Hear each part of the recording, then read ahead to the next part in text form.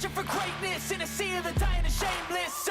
A sea of the aimless. I don't wanna be one of the nameless. I'ma wake up with the mindset that one day I'm gonna make it. And I don't think I'll be fine if I don't break my limitations. Don't try to stop me, I exist to write my own story. I'll make a decision if I want some peace or if I want the glory. Yeah, don't want a life that is complacent or possibly boring. I just want a life that is worth every day exploring. My whole life I just wanted someone who would notice me. My whole life I just wanted to be somebody to be. Yeah, I just wanna be great. Yeah, I just wanna be great. Yeah, I just wanna be great. Yeah, yeah, I just wanna be great. Yeah, I just wanna be great. Yeah, I just wanna be great. Yeah,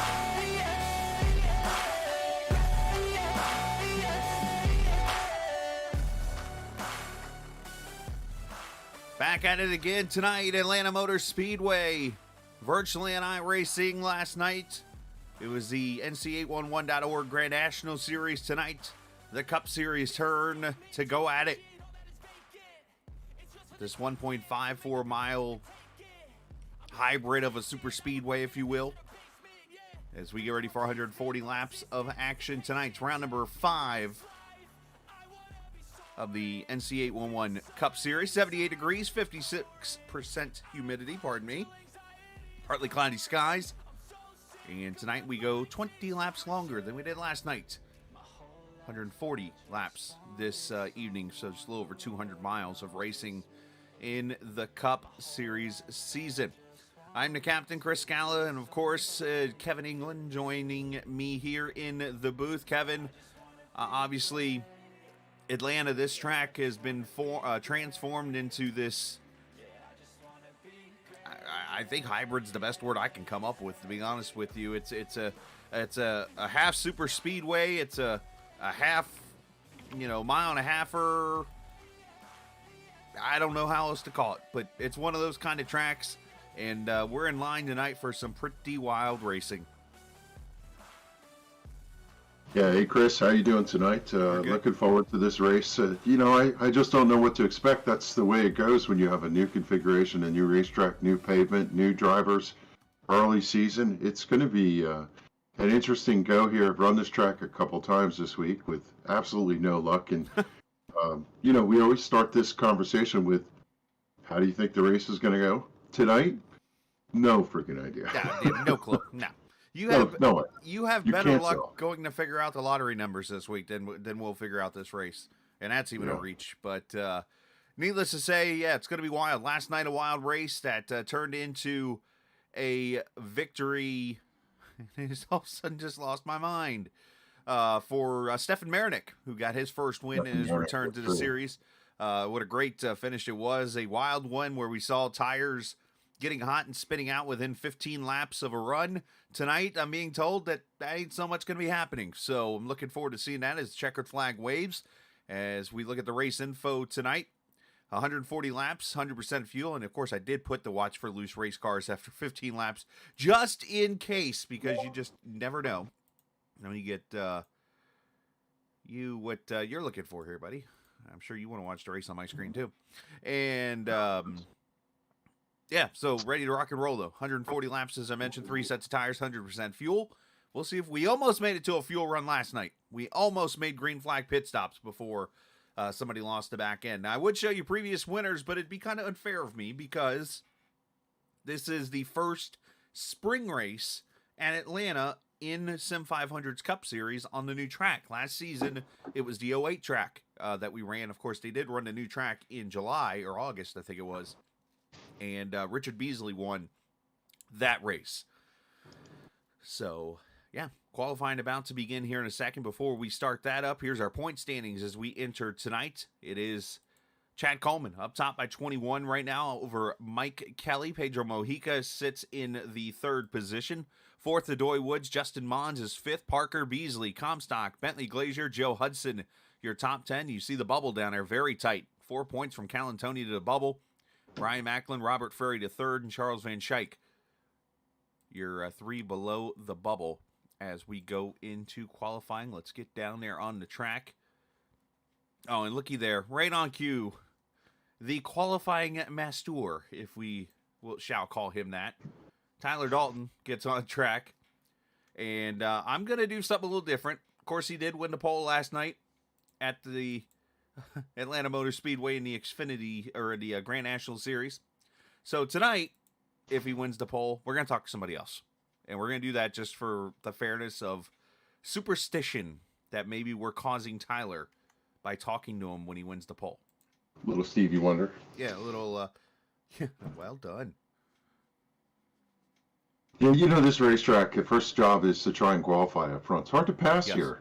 Difficult to make the moves. You're kind of stuck in rows. You don't want to go 3 wide if you can help it, although sometimes it's so darn tempting. You get such a run, and it's one of those things where we're not sure whether they're going to run pack racing tonight or they're going to break up and spread out over the long runs, whether tire wear is going to be a factor. There's all kinds of dynamics that we just kind of have to wait and see. I think we're going to see it all tonight. That's why we call this a hybrid of a super speedway slash mile-and-a-half track. As we look across the line, Dalton throws away this lap as usual, lap 1. As Tommy Ryan up there at the top right now, 31.26. It's funny, Tyler Dalton said a 31.25 is the number you want. I mean, he's pretty much on the money. Down the back straightaway here, as you see Bob Gillenwater with a 27. There's a 28 from Macklin. Top 10 separated by 3/100ths of a second. Yeah, pretty tight times here. Man, that's what you do when you run just wide open all the way around. It's just a matter of picking the right lane and trying not to scrub the tires. But Dalton to the top with a 24. It doesn't stop. I think he tried to tell everybody a 26 is what you wanted so he could run a 24 and bury them. Well, it's weird. It's low, man.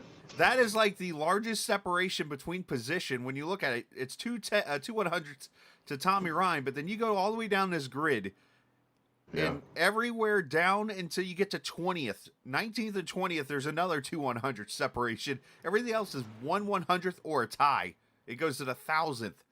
So it's very reminiscent of Joey Logano and the way he qualified and killed everybody in the end. Yeah, pretty much. I mean, yeah, 2/100ths is killing somebody. I mean, 2/100ths, that can't even snap your fingers that quick. Oh, Kevin Brown with the 25. There it is. There he goes. He somewhat split the difference, although not even close. Josh Parker running a lap, or is he... he's pulling it in here. See, anybody else going to try? We got about a minute or so to go to get a lap in. I think Casey Duncan's going to try in his 71 Surf Pro Camry. Or Supra, or yeah, it's Camry.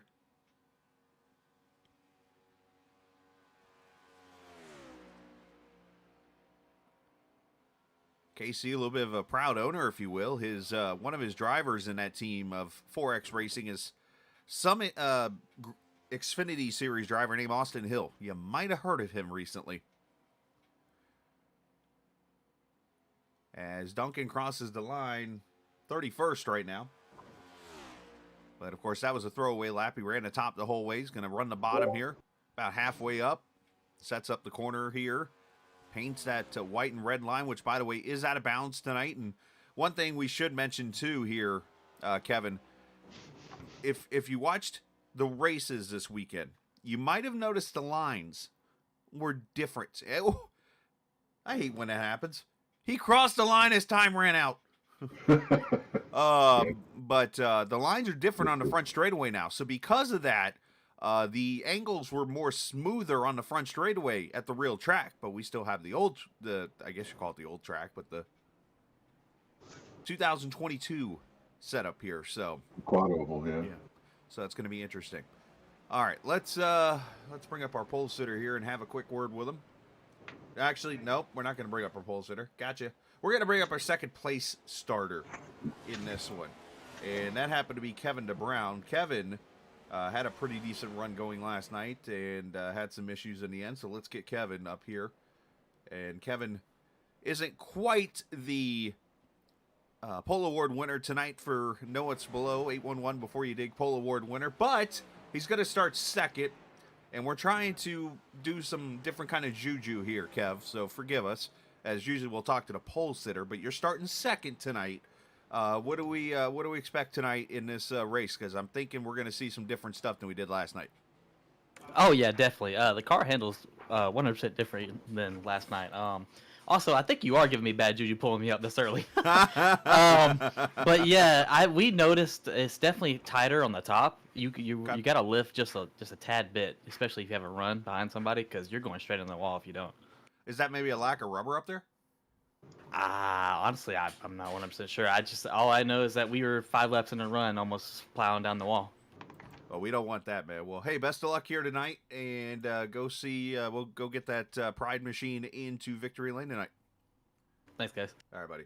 Kevin DeBrown focused and probably mad at me now that I pulled him into the booth, but it is what it is. And yeah, maybe it's a Kevin thing too. You never know. Could be. Just saying.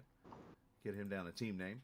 And ready to rock and roll as we see the starting lineup up there at the top. Tyler Dalton, Kevin DeBrown will be on the front row. Tommy Ryan, EJ O'Rourke. EJ coming off a top 10 here at Atlanta this weekend with Timmy Hill. Got himself a truck top 10. Congratulations to him on that. Row 3, Bob Gillenwater and Scott Stenzel. Row 4, Jimmy Coleman and Chad Coleman, not related. Jose Speedy Gonzalez and Joey Jatina, who had a perfectly clean car last night until the start-finish line at the final lap.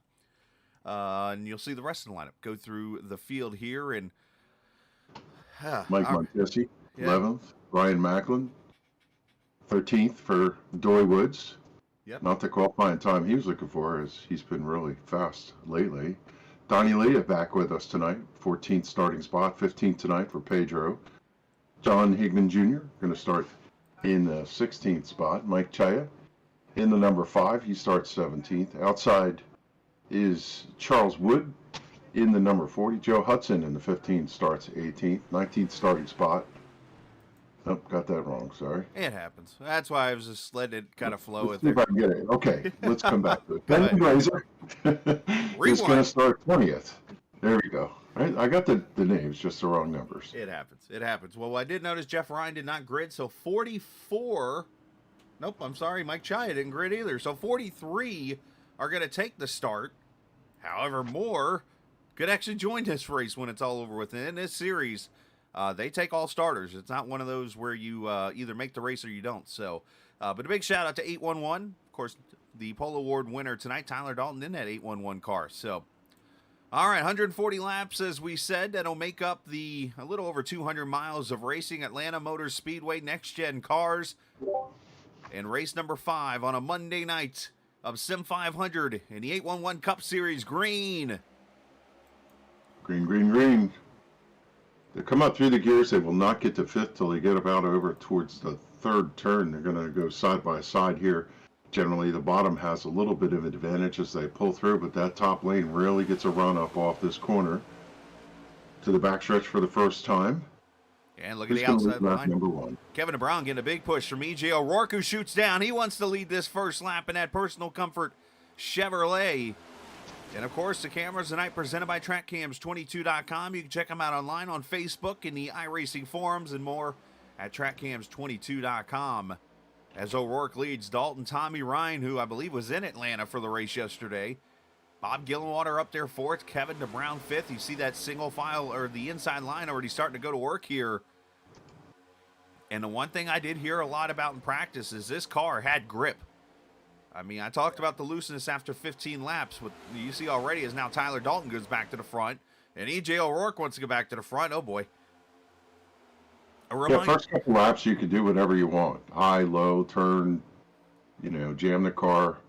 You tend to wear that right front out a little bit. The left front actually takes a lot of wear here at this racetrack, especially when you're hugging that red line. A lot of drivers, when the time comes, the tire wear comes, they push really hard on the entry to this corner, and that becomes frustrating to them because they can't get the car to turn. Raise your hand if you had the 31st place car running the fastest lap on lap 2. Exactly. O'Rourke, 3rd lead change already in 3 laps. At this pace, we're on pace for already 140 lead changes. It's kind of like when you hit a home run in the first game of the baseball season, opening day. They're like, hey, you're on pace for 162. Yep. Kevin DeBrown having a good run up off the corner. He's going to tuck right in the tire tracks. I wondered if he was going to try that high line. A lot of drivers like the high line at this racetrack. You get such a good run off of turn number 4. The car really winds up coming through the front straightaway, and you could tuck in there behind. You don't get as good a run unless you have somebody behind you coming down the backstretch. Right now, top 3 single out with Scott Stenzel running the high line in the personal comfort Camaro. He's got the 19 of Tyler Dalton down on the bottom out of turn 4, tucking back up. He's going to sneak in there and take that 3rd position. And you heard earlier when we talked about track position going to be key in tonight's race. The one thing I should say, biggest movers already. Wesley Donaldson up 10 spots to 13th, and David Comstock up 10 spots to 15th already after starting towards mid-pack. So yes, you do got some people being very patient, but when you look back here, some guys wanting to get that track position and work their way to the front. Top 3 single out and drive away a little bit. It's hard to drive off here, but every once in a while you can find that break if somebody messes up behind you, and if you really get tucked nose to tail, you can make some hay. We'll see whether these top 3 can get away. Right now, the bottom line seems to be predominant. Here comes the number 30 of Brian Macklin. He's running in 11th position, trying to make the charge to the outside of Joey Jattina. Jattina, great run last night, top 10 finish, and I tell you what, that dude was excited tonight. I mean, yeah, he's the boss man, and usually he's mild-mannered. He was all like, I was like, you guys ready? He goes, hell yeah, was his exact words to me, and I'm like, all right. Nice. So he was an excited one. Yeah, good to see Donnie Leah back in the 29. He missed a couple races. The Haviland Ford out there running right now in the 13th position, just kind of pacing himself behind Joey Jattina. He's got Mike Montesi in the number 6 right behind him. Then there's a little bit of a break to David Comstock. So this top group has broken away a little bit to 15th place David Comstock, being followed by Doy Woods and Pedro Mojica. Yeah, and you see they've gone single file back here in the second pack, so they should be able to suck right up to the front pack here straight away here. But yeah, Donnie Leah, a good modified driver in real life. Of course, ran some NASCAR modified races. I was actually watching one this past weekend from a couple weeks ago at Florence Motor Speedway, and would have been cool to see him in there, but unfortunately he wasn't. But it's one thing that I haven't had a chance to do many times in racing, or when watching races, is watch a modified race. I know you get to see him like at New Hampshire and stuff like that. I watched the 200 lap feature they had at New Smyrna about a month ago now, and then of course you had what they call the Smart Tour. It's a Southern modified tour, and they were supposed to run 3 races by now, but they've only got 1 in because of weather. And you know, Donnie was definitely really good at the mods, so hopefully we'll see him back in one here in the near One of future. the most underrated series going. Oh, by right? far, and the oldest. I mean, this Mr. series has been around from the watched them start. run all over the place, and Showtime blew it, man. Gotta Jimmy cheer blew for the it. home team guy. Absolutely.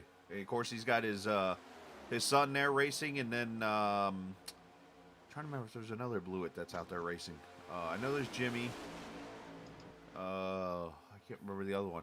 But of course, anything Tommy Baldwin's out there on the track now, and yeah, it's a lot of fun. It's some heritage racing. If you want to see what is the closest thing you ever see to an open wheel NASCAR race, it's a modified.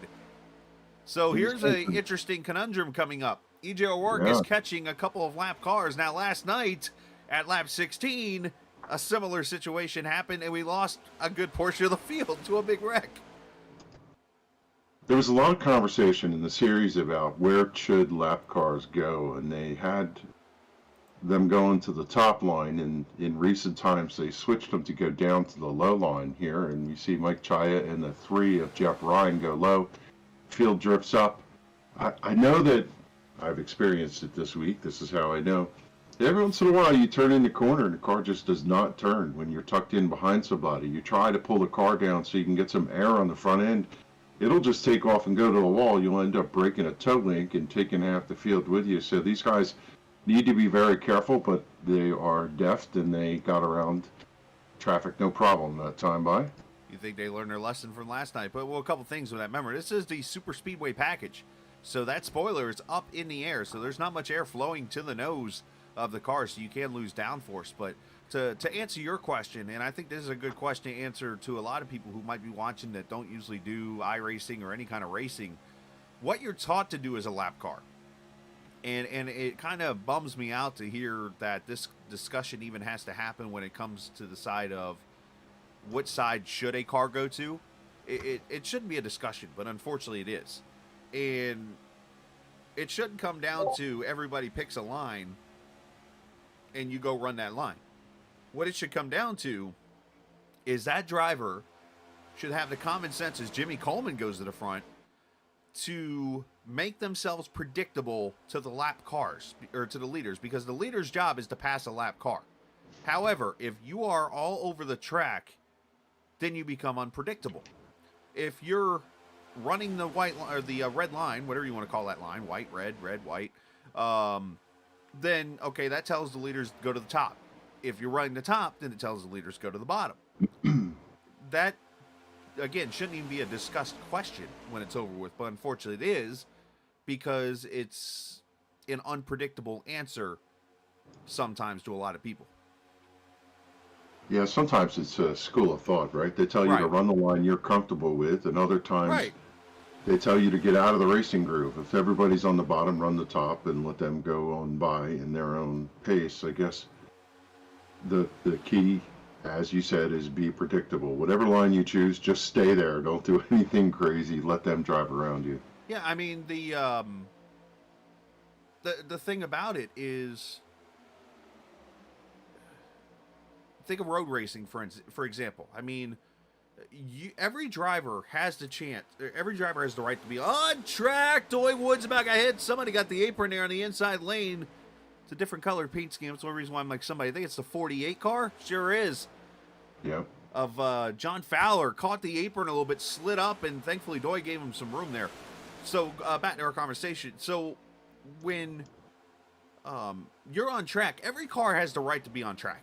Period. Let's start with that sentence. So at that point, it should be a respect matter. If they're running your lane, hey, it's your job to get around them. And if you haven't learned that from now, go run a multi-series road race. Go run an IMSA race this week at Sebring. Let me know how it goes, because the first thing you're going to learn really quickly is, one, if you're in a GT car, you better slow down, or you better hold your line. And two, if you're in a DP car or whatever it's called now, I forget off the top of my head, GT or GTE or something like that. But anyways, if you're in one of those prototypes, basically, you better be aware of what's coming up, because you got a car that you have to work your way around. I'm mad that I can't remember now. GTE? Well, GT is a GT car, so it's not the actual prototypes. Okay. It used to be DPI, but it changed this year again with everything going on. But anyways, O'Rourke back over here to Kevin DeBrown, and he's got a couple of sleepers there behind him. GTP, thank you, Casey. And when I say by sleepers is the personal comfort machines up top there. Stenzel pushing him, Brian Macklin there behind him. No sleeping on those guys. Jose Gonzalez had a nervous moment a moment ago, a couple laps ago. Popped out, got made through wild, dropped back to 11th, just stayed up top, let everybody drop by when he found the hole he turned down in. We saw the 5 of Mike Chaya get lapped. He ducked right in there along with everybody else. He's running in that lucky dog position right now, I think. He's sitting right there behind the 99 of Tommy Ryan, one lap down. Tommy's running in the 10th position, so he's on the back of this lead pack. They're getting a little dicey up here up front. They definitely are. As Wesley Donaldson working his way up here to the top 5. Had a great run last week going at Phoenix before he had some issues. See him rolling that top groove. There's Joey Jatina there, top side. You can tell these guys are having fun now. 22 laps complete. Yeah, it's been good so far. To the front. I'm not going to mention the Brian color. Macklin right behind him.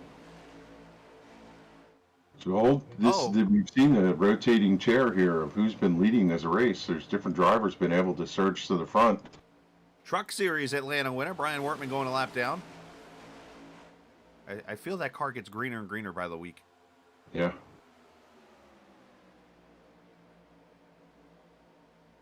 Yeah. 2 personal comfort cars side by side. Somebody take a picture.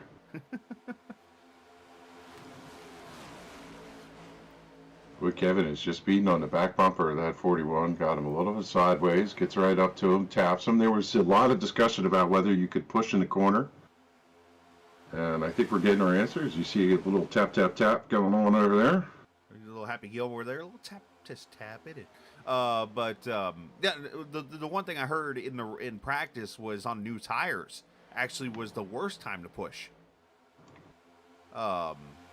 And as the tires came up, that's when you could do the pushing and stuff to a point. But instead of saying the personal comfort cars have both lanes occupied, I think it's best we say that the personal comfort cars have both sides of the bed covered. It's like a twin bed up there, if you will. I just look through this pack and look to see like where things are shaping up. How comfortable are the drivers? Where are they choosing? Do they want to run the top? Do they want to run the bottom? Right now, as we said from the beginning, there's really no preferred choice. It looks like they're just staying wherever they can. Yeah, I don't know. I don't see any particular preference. You just go where they are, basically. Casey? Okay, there you go. Watching back here now, we've jumped to the back. 34th right now, Justin Mons. And the reason why we're back here is because there's always that group that's just kind of hanging out and riding. Mike Kelly's back here. Won the Daytona Grand National race, of course, in February. And there's Randy Yoakum back there. Sam Harrell in the Jack. Is that the Jack Coke car? I got to try one of those. And then the 23 there behind him of Charles Van Schaik. Going to confuse me now that he's not in a SpongeBob car. And then Sony Benfield, Casey Duncan, Doug Sigmund's back here, Gerald Livingston, all in this pack, kind of hanging out about, it was about 9 seconds back from the lead. Meanwhile, up here in Atlanta. You have to wonder whether this strategy is going to play out because at least from an NIS standpoint, it was in 3 races this week. One of them was a caution fest, one was middle of the road, and the other one went green all the way through. If this one goes green, these guys out in the back are going to kind of pay the price for that because there's no way they're going to get their way back through here. Well, I think, whoa, did somebody get loose there? Or look like Stenzel there on the bottom side. Are we getting to the loose point in this car now? Because I saw him get a little wobble on the bottom. That was not Stenzel, actually. It was Brian Macklin. This is the point of the race where you get in to the point where you're starting to see some tire wear and the car does not want to turn into the corner. If you put a lot of wheel in it, push, push, push, then all of a sudden it gets a little wiggle to it. You'll push loose. You'll push loose. So, the other thing is you get so much of a draft coming down, sometimes the drivers are lifting to go into the corner so they don't grind that right front tire off. You see some checkups in that stack. Every once in a while, here comes Kevin DeBrown to the outside trying to get another lap led, and it's going to be mission accomplished 3 wide. Here comes the 41 of E.J. O'Rourke to the outside. O'Rourke trying to make a move here as we ride with Glenn Campbell in the trans service number 44, and yeah, they're 3 wide up ahead there. There's room for it if you can do it. The problem here, and one thing I brought up during the pre-race, is this quad oval section of the track because they repainted the lines in the real race. So it's a little sharper angle here. And last night we were 3 wide and we wrecked. See if everybody can judge the corner. Get through the first one. Here's the second one. Oh, yeah, plenty of room. As long as you don't misjudge the corner of the dog leg, you can make it happen. But one little mistake of just forgetting a turn or turning too late, and you've got a 20-car wide behind you. I was wondering if they were going to turn down on that apron. You can cut the track a little bit down there. You have to, like last week at Phoenix, hit the apron correctly. And if you stayed down there too far, there's a huge drain down at the end by turn 1. You bounce through that really badly, pops you back out on the racetrack. Thus far, they might be sneaking a wheel off over there, but nobody's doing the full to the grass run through that apron. As they go single file front, and there's one thing I do want to, not technically correct John, but one thing I did ask Joey, and this was brought up last night in the Grand National race, and it ended up being a factor because the guy who asked the question ended up, I think, in both of the wrecks that involved the dog leg. Basically, what they want you to stay above that line. Yeah, they don't want you down there. So that doesn't mean they're not sneaking through. I see right. left side tires. Go down, look. Right, but at the same Look time, on the fives to each other. Parker almost got into the back of Donnie back there about mid-pack, but yeah, the one thing that was brought up was, would you be able to shortcut that apron only to help avoid an accident? And basically the way it was explained is don't pass. Yeah, give it back. And I actually like that concept, right? Because there's really no business being down off the racetrack at this place. Well, this just goes. It's a little hairy, scary down there. It's not terrible. Obviously, these guys know how to drive it, but why? Just stay on the racetrack. This just goes back to the old theory of when you're running at a mile and a half or a super speedway or whatnot, and you have a situation where you got to go down to that apron. You got to remember, it's your job to get back on track. Because you're going to get somebody, there's a guy in our other series that I broadcast that everybody knows, 6-letter word that starts with T, that he basically, if you go down below the apron, you might as well just clean him out because he's not letting you back on the track 99% of the time. But you know, there's a dynamic about this racetrack that's kind of weird because they just paved it. It's bouncy. There's a lot of bumps in this racetrack. If you did, and it unsettles the car. And a lot of the bumps were there. And if you notice this weekend again at the racetrack, one of the things I like to do is look at the track. And I was curious because I'm still a firm believer that they're not going to be able to run this package for a long time at this track. And when you look at the track this weekend, I saw more patches on the track than an iRacing update. Isn't that unusual?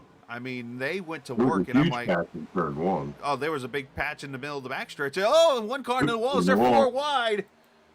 Up ahead here, did they settle down? Yeah, they did. Jeff Ryan was up there for a second. But the 81 of Parker's going to make him 3 wide.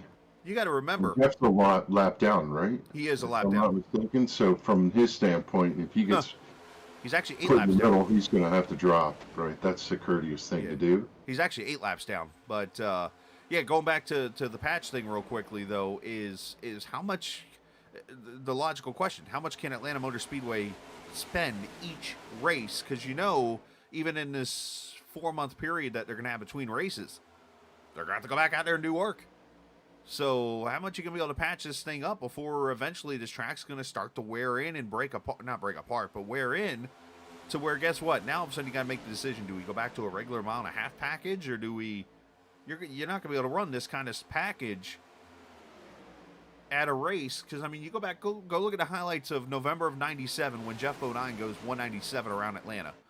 Yeah. To 4 years later when Dale Jr. gets the pole in, I think it was 2001 he got the pole or something like that. He runs like a 192 or 193, and they were already running everywhere on the track because the track was wearing. I'm really curious what this racetrack's going to do with banking and when the surface wears out. It should be an absolute blast to race. As Kevin DeBrown to the top side, and a lot of people, talked about how Atlanta got boring. That was part of the reason why they were like, well, go ahead and repave it because it's getting boring, to watch. A lot of that was the car, not just the track.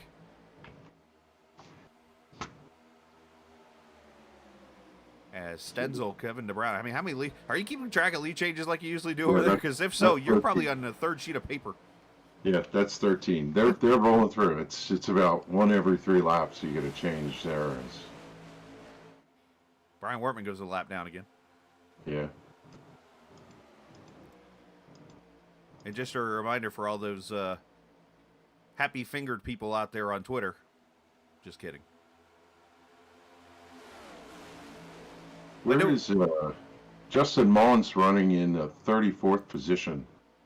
He was leading that second group with Mike Kelly back there and Randy Yoakum, so they are entering turn 3 as the leaders are coming to the front straightaway. So they are not keeping pace. Now these guys can get nose to tail and get really crisp and not lose so much time, but they are dropping back. If this stays screened, they're going to be at risk of going a lap down this group.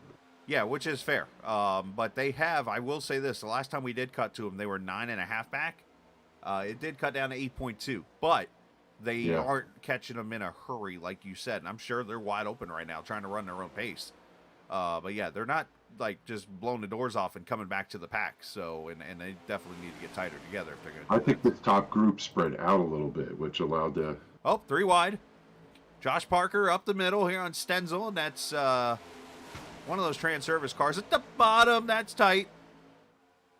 Is that Mojica down there? Who's it? Yeah, Mojica. This is it. It's coming. You could just sense it, right? The way that they're driving, the way the cars are handling, you could see a little more dancing, a little more pushing. Drivers slipping up out of the bottom. Drivers drifting up against the fence.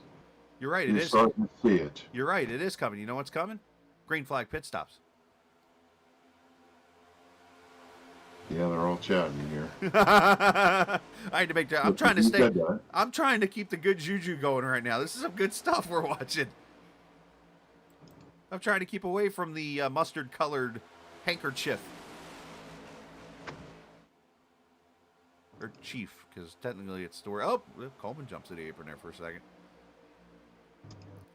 Yeah, so did John Fowler. Got down on the apron. Car broke loose out of turn 4, but he gathered it up and drove it through. That's what I said. These cars are going to start to not handle as well. I assume you're going 4 tires here on pit road, correct? Oh, yeah, without a doubt, 4 tires. Maybe at the end of the race, you'll gamble with 2 to the outside. You can actually run with fresh, normal tires, or, you can run the whole race if you really wanted to. You're not seeing a massive amount of tire wear, but that little bit of a grip allows you to cut, and it gives you a lot more security. I don't know why you wouldn't take at least 2 and probably 4 in the time it takes to fill the tank. See John Higman on pit road. Now, last night in the Grand National race, Eric Arnold took 2 tires and immediately regretted it as he about spun out in front of the field and then found his way back into the back of the pack, where he then proceeded to get involved in a wreck that happened later that lap. It was a rough lap for him. What else can I say? Yeah. Yeah, I think 4 tires is going to be key here, but one other thing that's going to be key here. You will notice that there is no pit road entry over here in turn 3 like they had this weekend. So you are going to have to drop off right here at turn 4, unless you just want to come up with some kind of gentleman's agreement and say pull off at turn 3 and hang a left right there to pit road. Yeah, and pit speed's 45, which is almost impossible to get down. You're dragging the brake all the way through the line. A lot of drivers get a little too fast on entry, and speed on pit road here is Pedro Mojica out to the outside, running 8th as the only car in that outside lane. Everybody singled off through the top 7 down on the bottom, just hugging that line. Now, there should be, there are signs over here in turn 3 and 4. There is a sign that I always used at the old Atlanta. There's a Lowe's sign, I believe is the first one in turn 3 and 4 of the set of signs. That sign was always my little mark to slow down to get the pit road speed right at the entrance. Now, obviously, this track, it might be a little different now with the wear to the tires and that kind of thing. So just picture it like that. These cars come to pit road. They are going to have to hit the brake somewhere about right now-ish to get to that speed. There's a little white mark down there on the bottom. That's your marker. When you come around the corner and you look down there on the apron, there's a little white mark. That's a place to set your clock by. There you go. Shout out Not too hard to get off of pit road here. You basically just come across the line and stomp on it. You could drive almost full blast all the way out to the backstretch and blend in. Shout out to the viewers tonight so far. Solves get up to close to 2014 watching right now. If you're new to the channel, hit the subscribe button. If you're not new to the channel, appreciate you coming back and joining us. This is Justin Pennick, loving the New Smyrna shout out. There was some good racing down there, and yeah, been watching a lot of streamed races and stuff like that recently. So, learning about the modifieds and even the late model racing they got going on right now. And of course, Carrington's watching. Bobby Skinner giving his podcast a shout out. Brian Spence, different name there, watching, cheering on Sammy in the 47. Sammy Harrell. There we go. I was wondering, I'm like, who's Sammy in the 47? There's a weird dynamic in this racetrack when you're driving a car, you come off of turn 2, the way the fencing is. It almost looks like fog, how it clouds across just the white sheen of the fence, and it always seems like there's smoke over there in turn 3. It gets me every once in a while, and I wonder if these drivers have noticed that. Well, there might be a couple of viewers of mine over there, Yeah, smoke pits. I mean, You know that song? Tell St. Peter at that golden gate, he's just gonna have to wait. I gotta smoke me another cigarette. Commander Cody in the Lost Planet Airman. That's the first time I you got out have of the broadcast. just aged all of us, Kev. Nice job, buddy. Nice job. Kev is definitely. Dory Woods dropped off a little bit in 16th. Top group got away from him. So this pack has broken up into a couple little groups here. And I was thinking that bodes for a long green flag run when they do that. I was thinking they were going to come to pit road here in a minute because there's something we obviously need to do real quick before we get a chance here. But I'm hesitant to, as soon as I do it, we're going to pull a Fox and, well, they're going to pit. They come off turn 4 here. It's going to give you the time to do it, I think. All right, we're going to step away a quick second and hear a word from our sponsor, 811. If recent storms have caused damage to your property, contact 811 before you begin your cleanup. Buried utilities around uprooted trees can make a bad situation worse if those lines are not located before digging. Electric, natural gas, and internet lines are everywhere, and knowing where they are is the safest way to start any digging project. Call North Carolina 811 by dialing 811 or by using single address ticket on nc811.org or the NC811 app. All right, back we are. As you see them on the front straightaway, we did not miss anything. And Casey, you missed my keyboard Warriors blast a little bit ago. I threw out there, but you guys didn't hear it. As here at the Virtual Atlanta Motor Speedway, 57 laps in. Look at the runs you can see here on the back straightaway from our blimp that is being flown by somebody we were hired off the streets of Atlanta. It's like St. Patrick's Day here at Atlanta. Green fence. Green conditions. No yellow flags. Well, you know what the green fence is for, right? No, tell me. The July race is the Quaker State 400. Ah. I saw a Quaker State car. Who's running that? Suarez. Pretty darn good. Yeah, good call, Casey. Nasty looking car. Joseph Penn is flying the blimp. He's a student at Florida Tech. He's also a part of another league. He's an admin in that league. He's actually I think training to be a pilot or something. So he's in the blimp.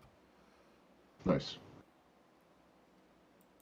Look who's back out front here, Jimmy Coleman. Yeah, Jimmy's doing good. Bob Gillenwater's up there. I mean, we're starting to see some people, like you mentioned the track position part. I mean, we're starting to see some of these guys. Josh Parker's up 26 spots to 10th. Brian Wortman comes to pit road, which is the ground cold? He's never the first one to pit. You just don't know if he has a liking for this racetrack or something here. I mean, he won the truck race in the wintertime. I think he does. No, but it just seems like he never had the right game plan here tonight. Well, Wortman's one of those. He's going to ride, and it's pretty easy to lose a draft, especially without a car behind you. So that's probably what happened in his situation. And yeah. Obviously, there's still plenty of racing to go, and plenty of things can happen. As I always joke and say, Wortman's car is probably still at 100% tires. That's a given. He's the only one that could do what the guy did in 1950 in the Southern 500, run the whole 500-mile race in one set of tires. Tractor tires or something? Pretty much. You got 38 cars on the lead lap here with 43 cars and only so many pit stalls. A couple of these drivers who are in the final stalls will have to go up and double pit over the leaders. Stenzel, I think it was... No, it was O'Rourke that got out of shape. Right in front of in front of the 29 of Donnie Leah. Great catch on everybody's part there. He's had a very nervous car tonight, O'Rourke. He's a charger, and he's not, I'm going to say this, very smooth with the wheel. It just feels like the car's all over the place. And you know what that could be? A steering ratio thing. It could be. These drivers typically change that steering ratio so that the car turns slow at this type of racetrack, but if you forget to change it before you get in, you're stuck with what you got. Yeah, that's the only thing is, and I've fallen victim to that a few times. And you see Parker up there running the top side all by himself. And now we're going single file, which tells me something's coming here. And what I mean by that is those pit stops that we talked about, because the field getting smart here. And Steven, y'all can't hear the cars? I'll say the audio's on. I can turn it up a little bit. All right, got a couple cars from the back in pit road here. Justin Mons, Mike Kelly, Randy Yoakum, that whole second pack. That group, yeah. Y'all let me know if it's any better here. Heard I'm some glad y'all said something. commentary from the 91 radio. I'm not sure if he was going to drop off. It looks like he continues on here in turn 4. My viewers are always my people when it comes to, even though they never say anything half the time, it's like, hey, y'all tell me if there's an issue. They're my sound check people. So yeah, that whole backpack is coming off of pit road right now after pitting, and Doug Sigmund looked like had some issues. So again, everybody's single file. Jacob Sigmund, Livingston, all one lap down. So is Mike Chaya and John Higman. Right now, Mons is holding the lucky dog Kevin spot. DeBrown with issues, I think. Or is he coming to pit road? It said he was Oh, on the yeah. track. Oh, look at that. He's around. I just talked about the issues with this pit road, and Kevin goes around. He's going to get a penalty, too, because he went out in the grass around the cone, which is a no-no. Yeah, it's an unsafe entrance. Should be a 40-second. Hey, why don't you sit there for a minute? Or Wow, 40 that seconds. is going to be that's going to be really painful here. He's going to need some cautions. Let's see what happened to Kevin. How it all worked. He just came in. Oh, well, he almost got the cone. Well, you see that dynamic that I was talking about. The back cars, the 04 Doug Sigmund was in the pit stall when he pulled in. Mm-hmm. All Kevin can do is just go out there and try it again, see what he can do here. I think with that amount of time under green, he's going to lose at least 1 or 2 laps. Now, here's the interesting dynamic coming into play now. Well, never mind. Are these cars coming to pit road right here? Yes, sir. Gillenwater. Here comes Coleman. Everybody, great job of respect to give them the bottom lane to themselves. I was about to say, can these guys make it to halfway? Which would make this a one-stopper. But Coleman, Gillenwater, Donnie Leah, O'Rourke, Stenzo Campbell, Holyfield, all on pit road here.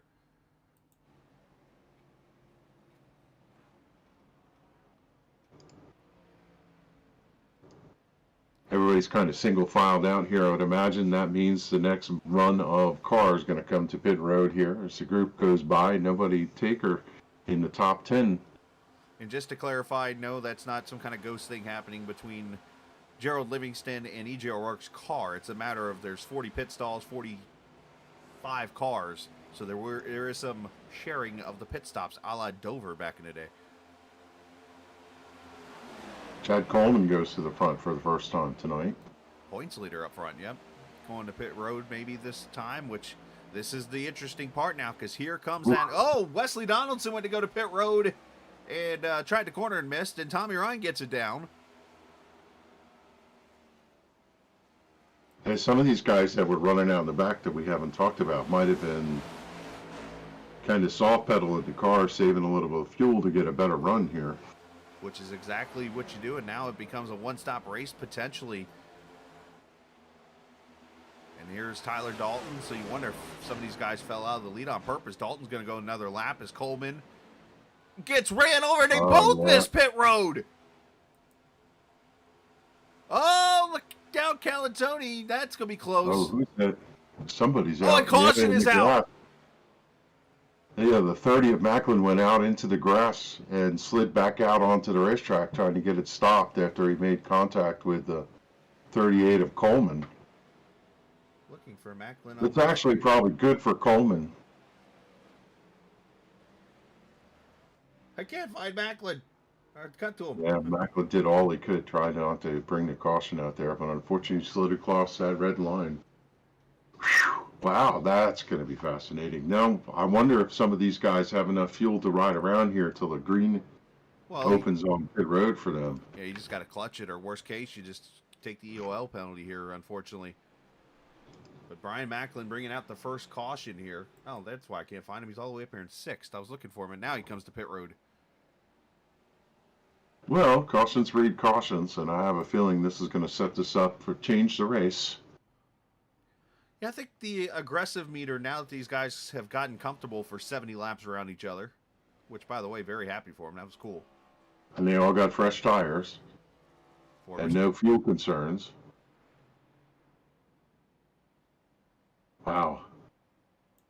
Interesting. Well, we talked about how tricky it is to get onto pit road here. It is really, really hard to get down to 45 coming off that banking, especially when you're running in the pack like those guys were and they're trying to get off and not get run over.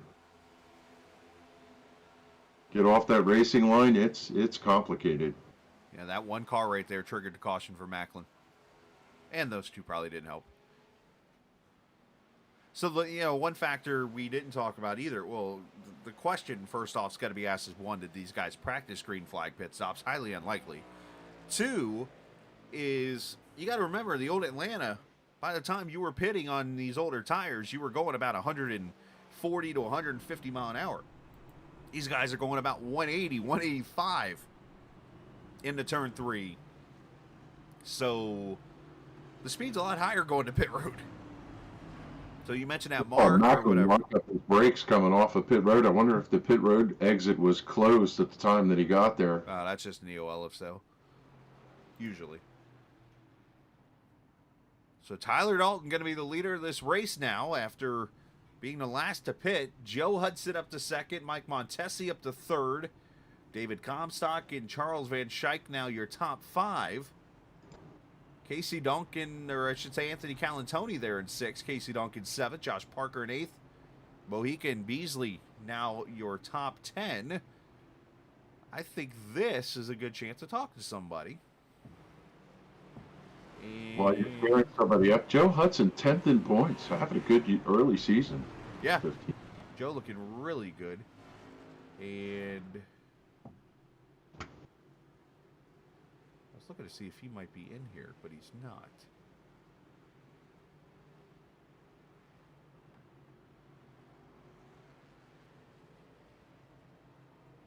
I'm trying to find somebody like we wouldn't normally talk to. The problem is with these cautions, you're probably going to get the one to go this time by.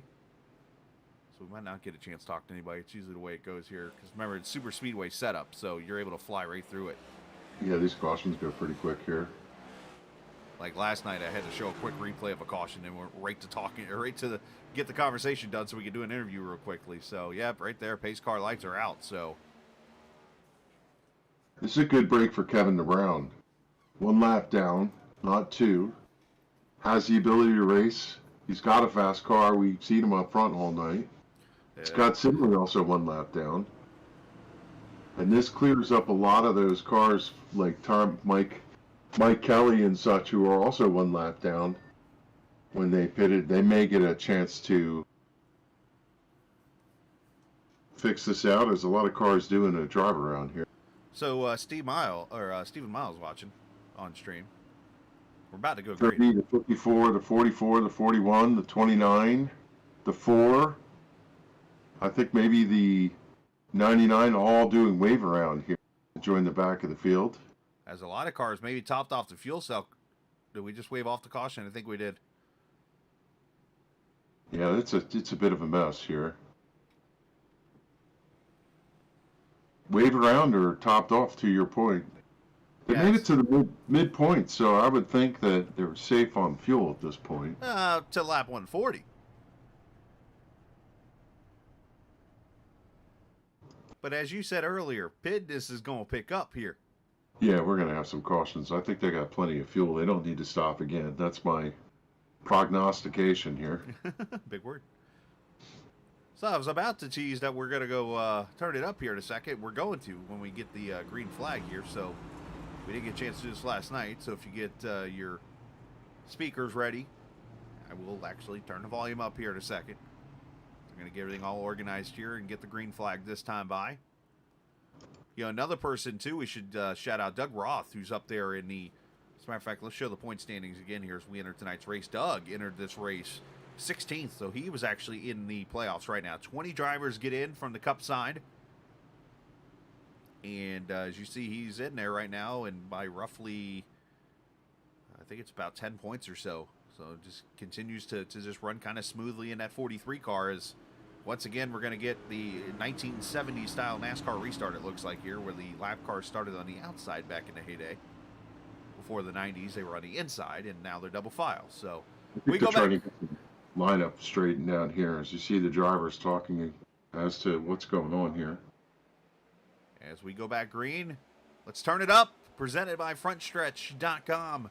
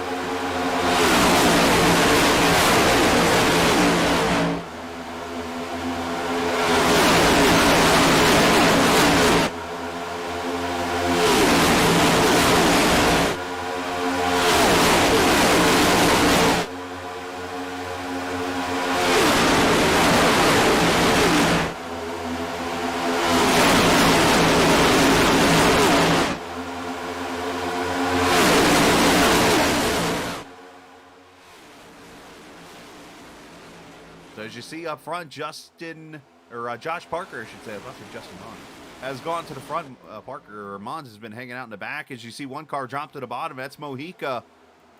And of course, that was a Turn It Up segment brought to you by FrontStretch.com. Make sure you check out the podcast with Brian Nolan. Of course, he had a guest recently, and Kyle Petty, talking about the whole Ryan Blaney, Casey Kane type thing. And so much more. Recap of this weekend's racing in Atlanta, all the penalties and stuff, and all the dirt racing recaps and everything there at FrontStretch.com. Make sure you check it out and subscribe to the newsletter. As Pedro Mojica has gone to the front now in that 58 car. As the intensity, as you said, and there is Justin Mons right there, top side. He's actually a lap down, so I was not dreaming when I saw the red car. But unfortunately, Mons is still a lap down. I think he's trying to get back on the lead lap potentially. As I look down, actually he's 3 laps down, so I'm not sure what happened to the 49. But look at these new cars up front here. As you see the 75 of Bentley Glazier up here in the front. Bentley is actually a lap down in 29th, so we do got some lap cars, as they would say, spritzed in with the leaders.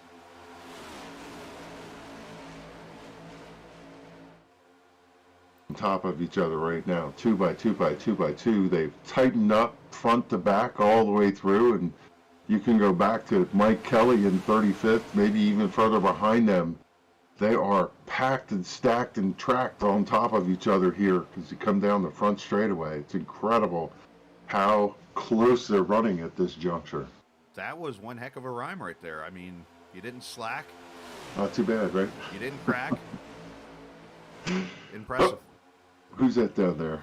It was one of the 811 cars dropping to the bottom there to jump out of line, I think, to go to the back, because they're starting to see the intensity picking up themselves here. But a couple cars want to give a shout-out to Mr. Caution out yellow somewhere. Ron Holyfield's off track. Mike Chaya on pit road with Simley. Where's Holyfield? There he is, and he's over in the grass. Uh-oh.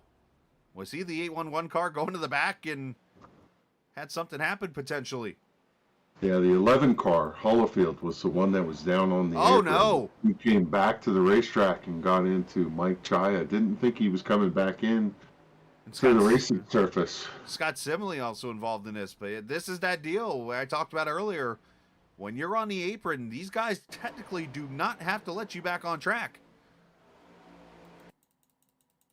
Yeah, at some point, if you're running as fast as he's running down the backstretch, he's not going to go into the apron and stay down there. He's going to have to come back up into the banking. Well, that's just, that's a tricky part there is a matter of, okay, if you see, I guess it's tough because, yeah, you would hope that you can carry the speed to come back up on track, but at the same time, it's like, man, how do you slow down like that? But, yeah, that's a tricky situation, I think. A good point on your end. As we do got some leaders on pit road. I think topping off the old fuel cell here. And if you're in the back of the field right now, take tires. I mean, you got 2 more sets at least to use. Yeah. I mean, use them or lose them. You can't carry them over, or else Brian Wortman would have like a set of tires for the rest of his life. I could say that. Like I said before, when you have 4 tires, the car turns better in the corner. You can have a lot more maneuverability. I'd save them for the end, though. Another big word. You have brought the grammar of vocabulary tonight, my man. Let's bring up the leader of this race. I just spotted him in a chat. Here we go. Got him. We haven't had a chance to talk to this guy yet, but he has himself a super speedway win in his career in this series already, and that being Joe Hudson. He's the actual second place car. Eric Arnold leads. Joe, man, looking pretty good here in this race. I know you've been kind of riding a little bit, and that caution there at halfway pretty much kind of set you up to be at the front of the field right now. What are you seeing out there? Better to be lucky than good. That's all I can say. We were 1 lap away from pitting there, and we got that caution. So now that really got us some track position. So hopefully we can just ride it out right here and get to the end. So, first off, is this what you expected tonight, going 70 laps caution-free? And are we expecting the intensity tuner, if you will, to be turned up? It's been pretty tame, a lot of respect, but, you know, that'll go out the window with about 10 to go. I'll bet my life on that. So I guess I would go out the driver window since we have the windows on the right side. Just got to be in the right spot at the right time, you know. We're having fun. Absolutely, man. That's all that matters. Great job in the second position right now, and so far, good start to your season running 10th in points. So hopefully we'll keep working on that. Yes, sir. Good luck. Good job on the broadcast. Hopefully we'll talk to you in about 60 laps. Sounds good. And yes, we always do need luck, by the way. As the 15 of Joe Hudson watching the front of the field, which was the pace car right now, is all he's watching, which is good. So let's get him down to the Sim500 Mafia channel while all of a sudden the back straightaway looks like I-75 in downtown Atlanta. Ask me how I know that. How do you know that? I've driven to the airport a few times.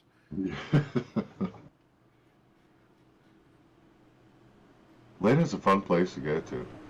There are some cool things downtown. I've taken my daughter to the aquarium a few times because, of course, where I live is about 55 to 60 minutes or so away. We've done Is the that right? aquarium a couple times. We've done the zoo. It's really fun, and took her to a Disney on Ice show at the arena, and it can be a pain in the tail, traffic wise, but it's fun. Green flag back out. Eric Arnold, the 31. I was just talking about Mr. Excitement, if you will.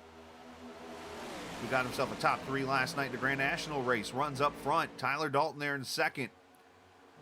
Anthony Giants versus the World Calantoni running in the inside 3rd row. And then look up top. Mike Montesi in the 6. Bentley Glazier in the 18. And how about the mailman? Is that Charles Woods in the 8th position? Boy, this has got to be one of the most unpredictable races I think we've seen so far this season, and I don't know how you top it. There's just a strange play and mix of what's going on here. Well, I think that's what happens when you have a race like this, when you have a good green flag run and cars can get out there and you got drivers that are feeling good handling wise. I mean, you go back to Daytona in February, the handling was not good on a lot of these cars, so you saw a lot of... Oop. Crashing on the front stretch. It's the 10 of Richard Beasley got tagged in the back after a checkup. Robert Fryery's around. See Glenn Campbell going sideways. There's another car down there on the apron. 42 of Scott Stenzel is around. Third caution is cautions breed caution. Wesley Donaldson looks like got a piece of it also. I saw, was that Fryery that went fryering into that wreck, if you will? That's funny. I was just going to say how Beasley, in the super speedway races like Daytona and Talladega, Beasley is a guy you got to watch. He always shows up somewhere along the line there. And that was just an unusual checkup. He got checked up and didn't run into the back of the 58, but it was his back bumper that got knocked on by Jose Gonzalez and knocked him down into the center and turned him around right in front of the entire field. Beasley and the 23 head first into the wall. And yeah, you mentioned Beasley. He's the 2021 Super Speedway Series champ when they had that here in Sim500. And last night had a top 5 run. I don't know if he actually finished top 5 or not, but he was close to it. And then, as you mentioned, he was he runs up front all the time. He won this race in the summer of last season, and now, unfortunately, hit that wall a ton. He and the 23. Watch this. They both almost simultaneously go head first into the wall here. Yeah. Bam, bam. Jeff Ryan involved in that. Yoakum does a good job checking up.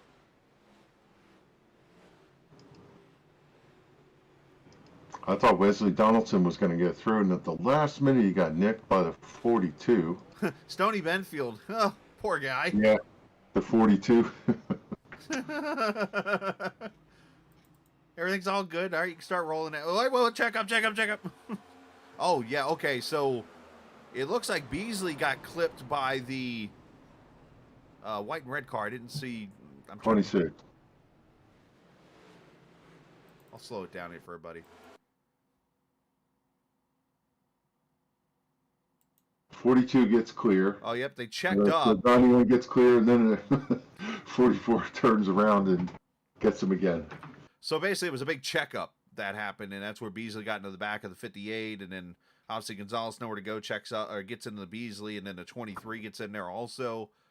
Let's see who else. I think Mike Kelly, does he get some damage? Can't tell.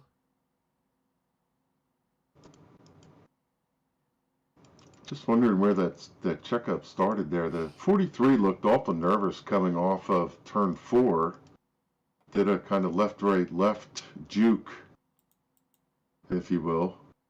All right, so Wesley Donaldson deserves an award right here. Even if he does get hit right here by Campbell. He does. But watch, let's go on board here. We're going to do this one in slow-mo on board of Wesley Donaldson because he comes within about 3 inches of his life at the beginning of this wreck. I'm going to slow it down right now. I was watching him too, yeah. I mean, he literally is going to have the 42 and He's another got 4 car cars in front of him all sideways. He's got no place to go. And 2 of them come to his living room right here. No particular place to go. He gets clipped a little bit there. The 42 got him.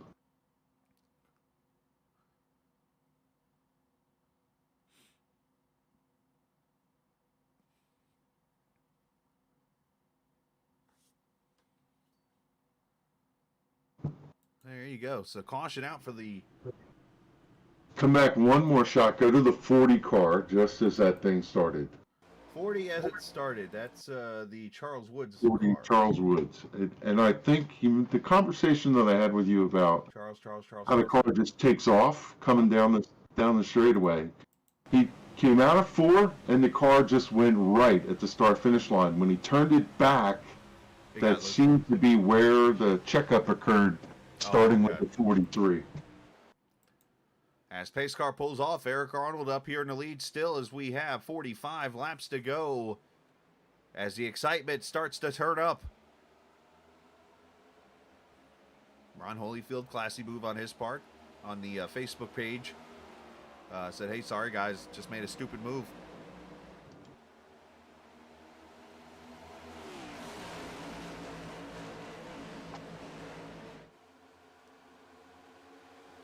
Arnold getting out to a pretty good lead, almost too good of a lead here. Bear Dragon breaks up, cautions back out.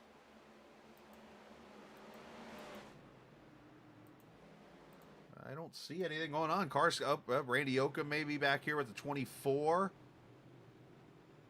There was a little something going on there on that start. Somebody missed a shift, or they backed up Casey Duncan in the 81. Got together, stacked everybody up. Oh, we were 3 wide here coming out of 2. You know, that's something we haven't talked about, is the disjointed starts at this racetrack. You almost have to just wait when you're out in the back because you always run up on the car in front of you. Stenzel gets a big time run and puts himself in an 811 sandwich. And he gets clipped by Tommy Ryan up into the outside wall.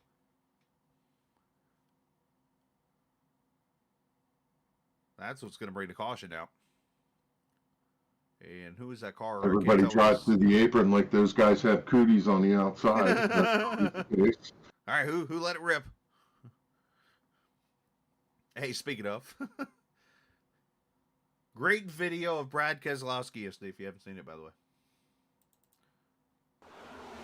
So, I want to back this up a little more, because something, here's what it is. Stenzel's got such a good run,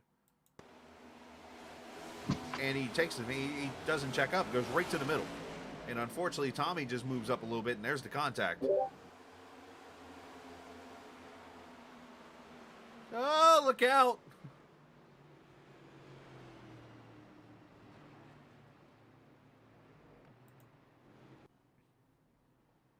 Yeah, we've said this a couple times this season. Sometimes you're the bug, and sometimes you know, I'll tell you, this type of racetrack, that comes out in spades. You're just minding your own business, and next thing you know,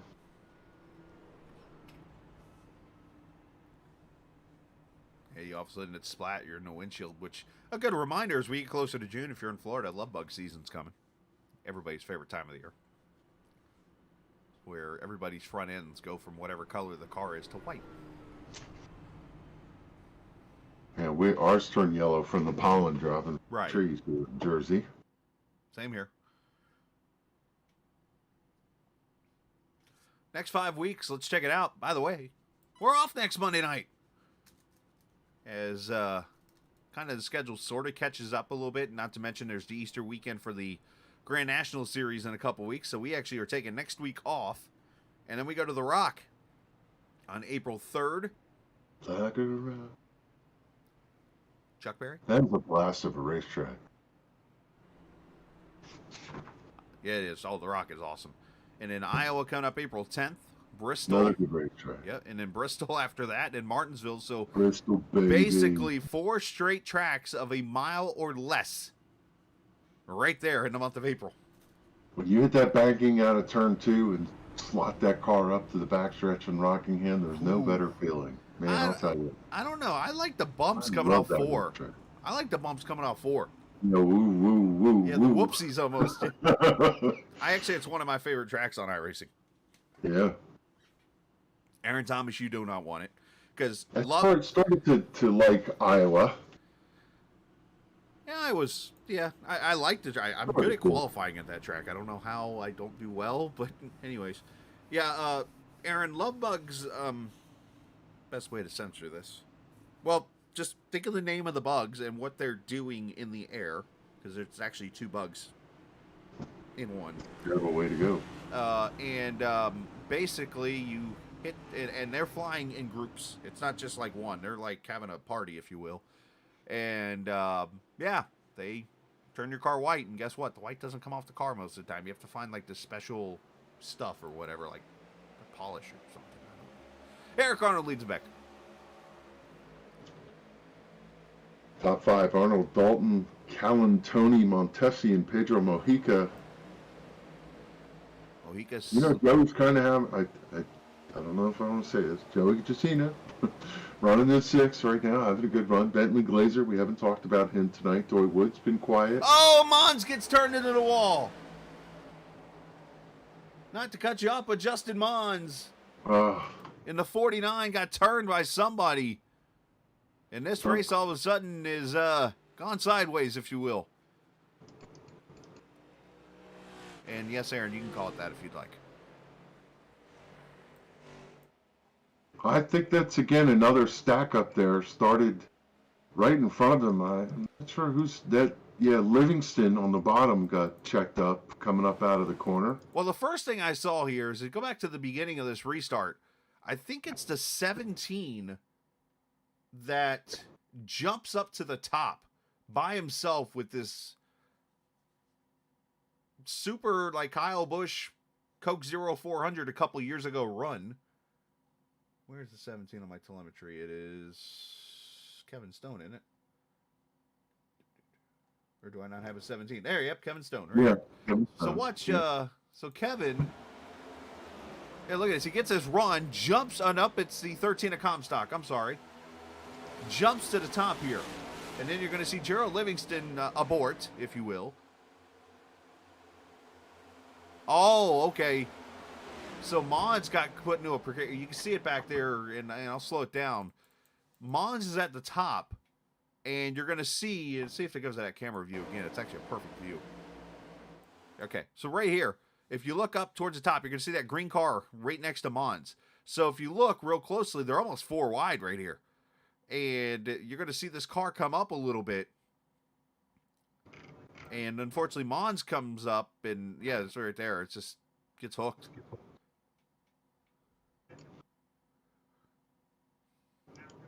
That's not right, Aaron. Come on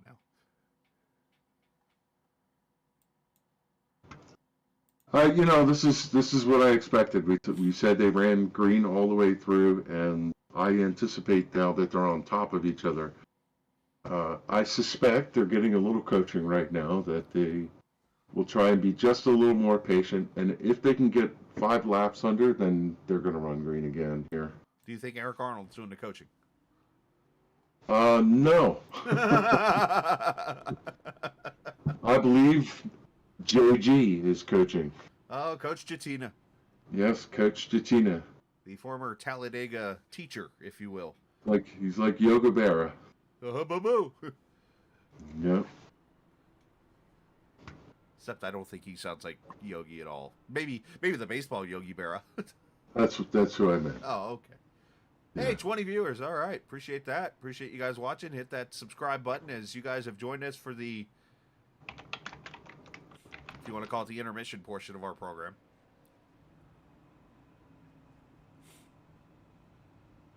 As Barra said, you can observe a lot by just watching.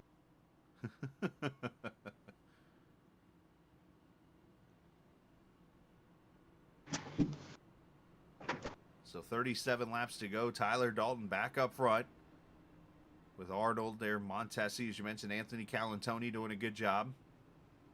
Doy Woods has snuck up there. By the way, 4th in points, Doy Woods, who has had a fantastic run in that Haviland car. Went out and won Vegas. Darn near Phoenix. Won Phoenix. There's Doug Roth quietly in the 7th position. We just talked about him. Richard Petty might have had one or This is the style racetrack where anybody can show up, right? And I'm not making it easy to drive here. It's difficult to drive this car Oh here. yeah, and not to mention the whole. If you're not used to running in this pack at this track, it's. I mean, if you're claustrophobic, it can be very effective. You ride with 1 foot on the gas and 1 foot on the brake, and that's not a joke. You're really on top of the car in front of you. You never know what's going to happen, but you can't give up the runs. Wait, And you got somebody right behind you every moment of the time when you're running through here. So if you make a mistake, it just compounds. These cars have brakes? Yeah. Huh. It's the one on the left. Imagine that. All right, green flag back out. Tyler Dalton in the lead here. Let's see if all of a sudden we've had issues getting a lap complete. That will happen sometimes. Yeah, right now things look okay. Coming out of turn 4 to complete the lap. Everybody's just kind of pacing themselves 2 by 2. Rick A Moranis little bit of a gap out behind 17th. Rick Moranis in the movie Little Giants celebrating there. We got a lap! Kind of like We Got a Yard in the movie. Great movie. Yeah.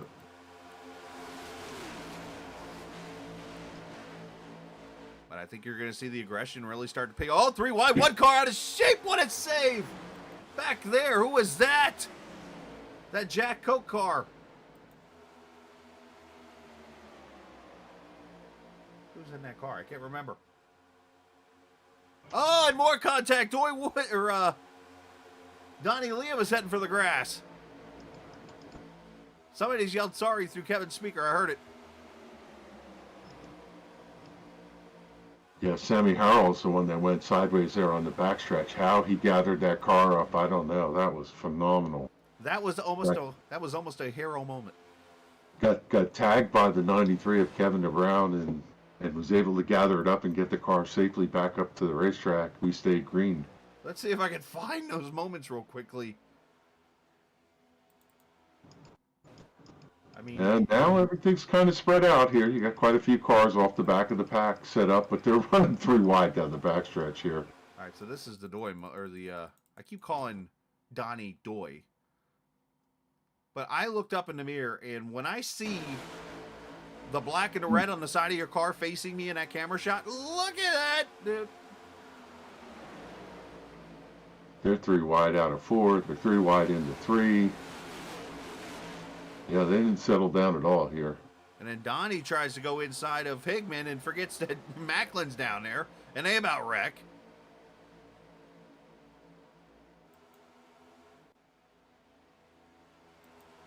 As here comes Mojica. The 2022. There might be a strategy here. Drive out in front of the trouble. Maybe that's why these guys are running so hard up front here. Problem is you can only go so far.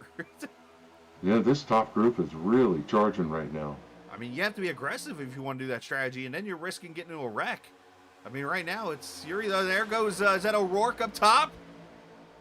Oh, now he's in the outside wall. Bounces off of it. Now we're 3 deep, too. Oh, boy. Doug Roth, you're in the middle.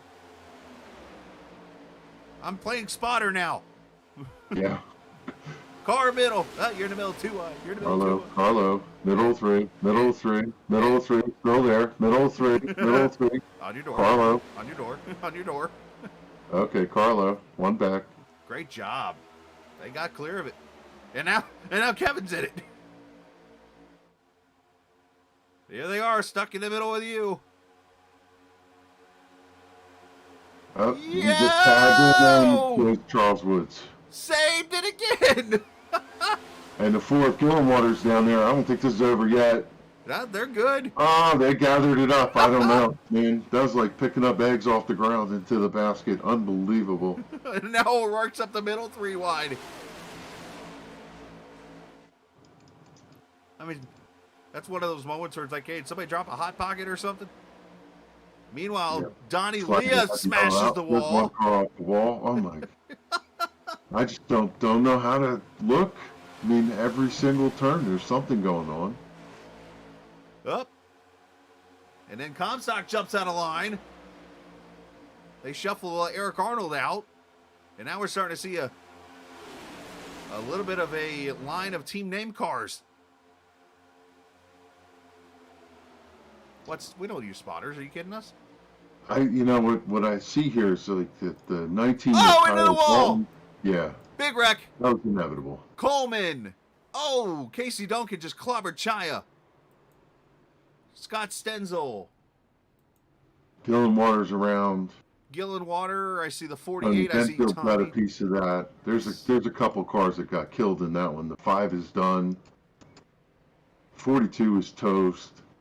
Tommy You can Ryan. just see that building there. I saw one car just shoot to the outside wall.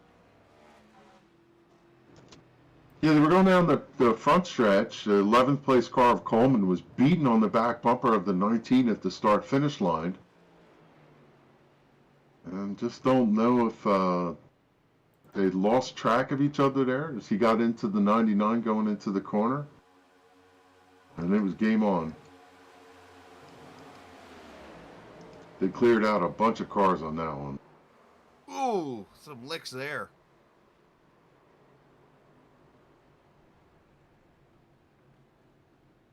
There's Gillen Water, as you mentioned. A couple cars coming in late. Oh, Bentley what a Glazier, hit. Gerald Livingston. Now you know why Stenzel's car is killed. That was a massive crash. About to check if Stenzel gets checked to release at the Care Center.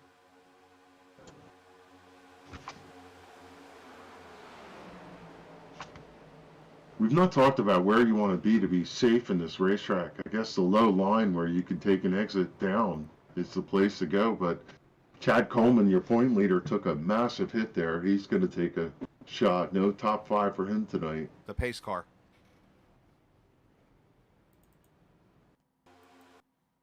That's the safest spot to be tonight. So far, a lot of these hits have not damaged cars, but that one, there were several cars that really took a shot. Now, Gerald Livingston back here leading his third pack. And there was only one reason I'd be on board with a car. That's at the start-finish line when the wreck starts.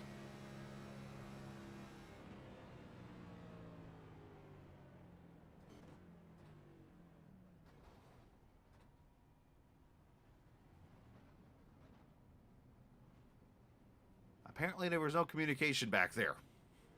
Yeah. I don't know. I mean, because when you watch that replay, and I'm not calling Gerald out or anything here, it's one of those things where, I mean, we're just seeing what we're seeing here, but, you know, Gerald is full speed still. I mean, you just look at his RPMs. 8,100, carrying 8,200. Rex starts now, still 8,200, up to 83, still at 82, still at 82, slowing down a little bit, 81, uh-oh. Yeah, very strange. You know, it's hard to get a sense of where the crash is at this racetrack. I do have to say that, but Right. But I mean, the yellow came out as they crossed the line, and all 4 of those cars just kind of checked up and eased around, but Gerald didn't lift. You could see all the smoke, and maybe he thought the top line was clear or something. What comes up must come down. Yeah, spinning wheel. All right, 24 laps to go. Well, that changes everything. Kind of took a complete change of the top group there. Yeah, This is the definitely. type of race where you end up with someone winning that just kind of minds their P's and Q's. And for the most part, a majority of the field's done that. I mean, yes, it did get a little ramped up there, and I think it's going to go up another level here in a second. But Had the Haviland colors in Victory Lane. How cool would it be to see STP colors in Victory Lane? that would be kind of cool. That'd be kind of cool. Of course, they went to Victory Lane in real life at Darlington last September. Yes, sir. That was a great one.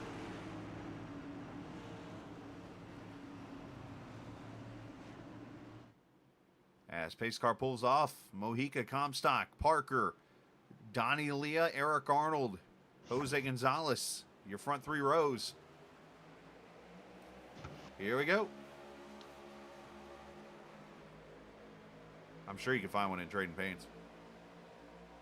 Yeah. Oh no, Aaron Thomas was saying, I want the inverted Haviland colors. I guess that's actually more of a negative color in it because it's the black and white, almost like a black and white photo. Yeah. Mojica with help from Comstock topside. Donnie Leah with Anthony Calantoni. Getting kind of checked up there a little bit. Comstock jumps out of line here. I think this is one of those races where it's just developed into you're going to grind it out. And if you're there at the end when it all comes through, then you're going to maybe get your... That's just how it's going to work, it seems. Oh, and up the middle.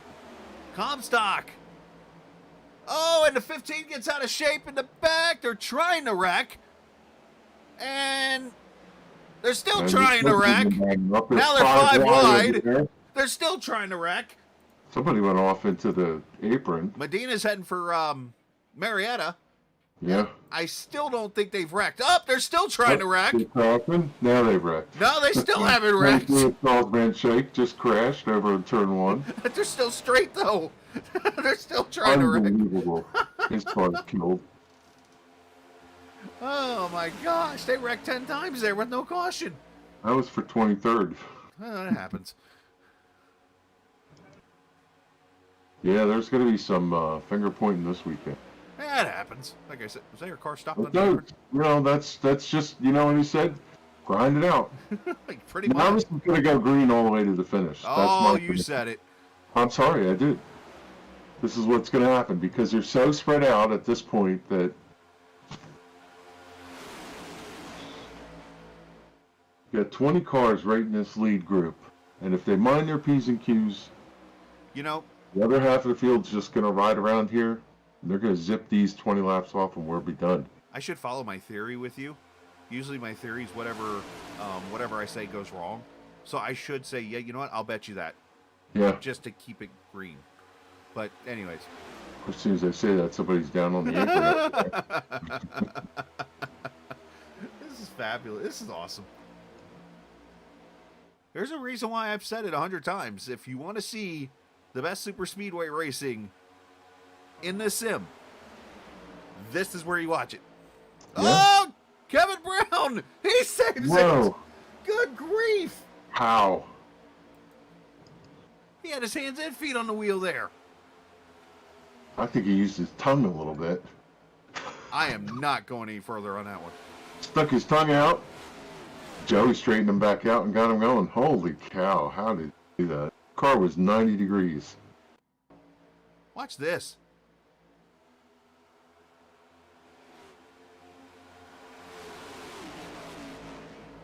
I mean, you're not supposed to be able to save these cars, and then they about wreck on the back straightaway.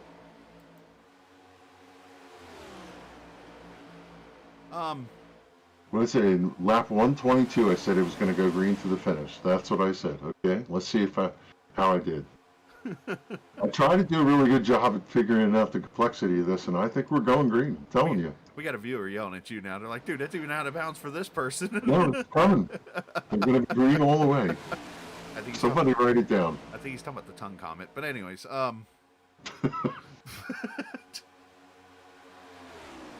we'll speak tongues. How's that? Yeah. Anyways, Stenzel trying to do the old, there's a name for that move. Or not Stenzel, but O'Rourke. I forget what the name is. Somebody said it at Daytona. It was the first time I ever heard it. But basically he just did the old, he popped to the bottom, made a pass, and jumped back up in line. I have to come back to where my head was, right? My headspace. Sticking his tongue out. You know when you're trying to make an effort and you stick your tongue out? Yes. Like to concentrate? That's what I meant. I knew what you meant. I wasn't trying to think anything. Here he tries it again on Callan. He's trying to the Michael Jordan move. I got you. I don't have a rated R mind. Oh. Rated T, baby. Dude, you're a guy. Come on now. Let's be real here. No. I'm an old man. Fair. But I wasn't going to call you old. Middle-aged.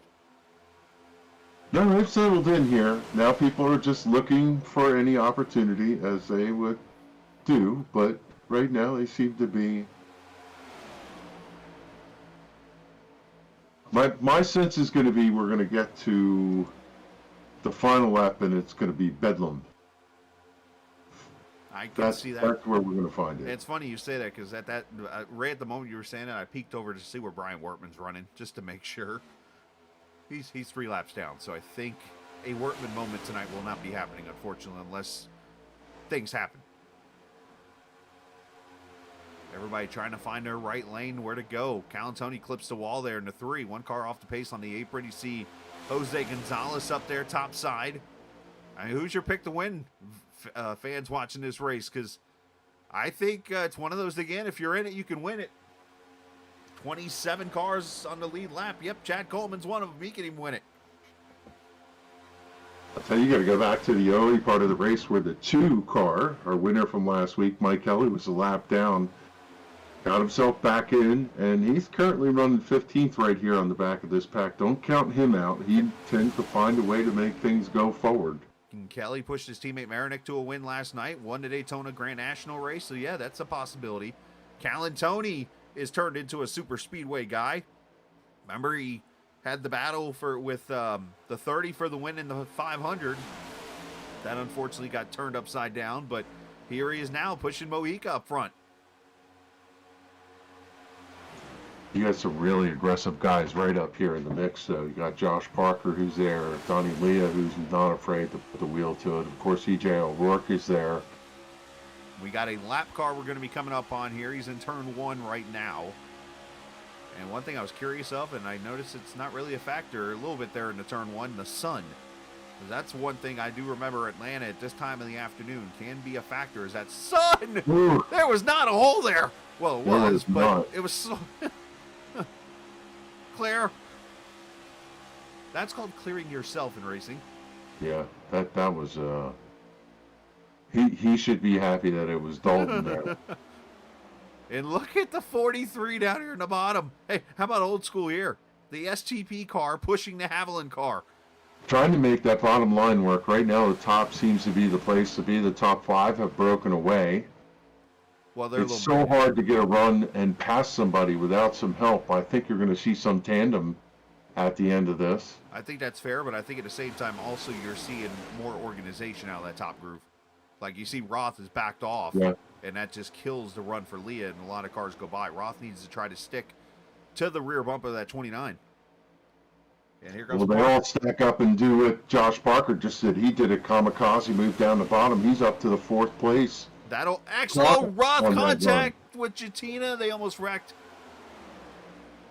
And here comes Gonzalez to the bottom. That should pull Roth and them up here. We got to remember that this point of the run is where the tires start to give out. The cars do not turn as crisp as they were before. You're just kind of feeling the car out. You got to steer it in with the anticipation of how much it's going to slide. At the same time, though, how much is this track gripped up now with it getting cooler? But a very valid point on your end. I find it interesting, and I don't know if it's a matter of just seeing the runs that the drivers keep popping each other behind. I don't think they're trying to draft when they're there. Parker was on the right rear of Gonzalez, almost got him out of shape, and oh boy.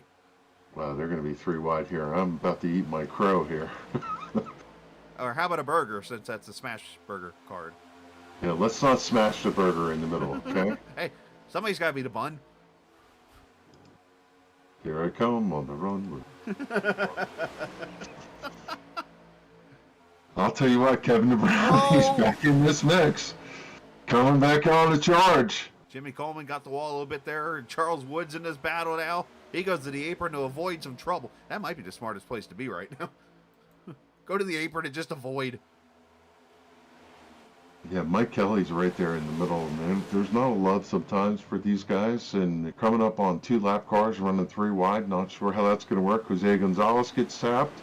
Here's what I would do if I'm the lap cars. This is where, in a race like this, get out and get to the apron. Get out. Yep, one of them does.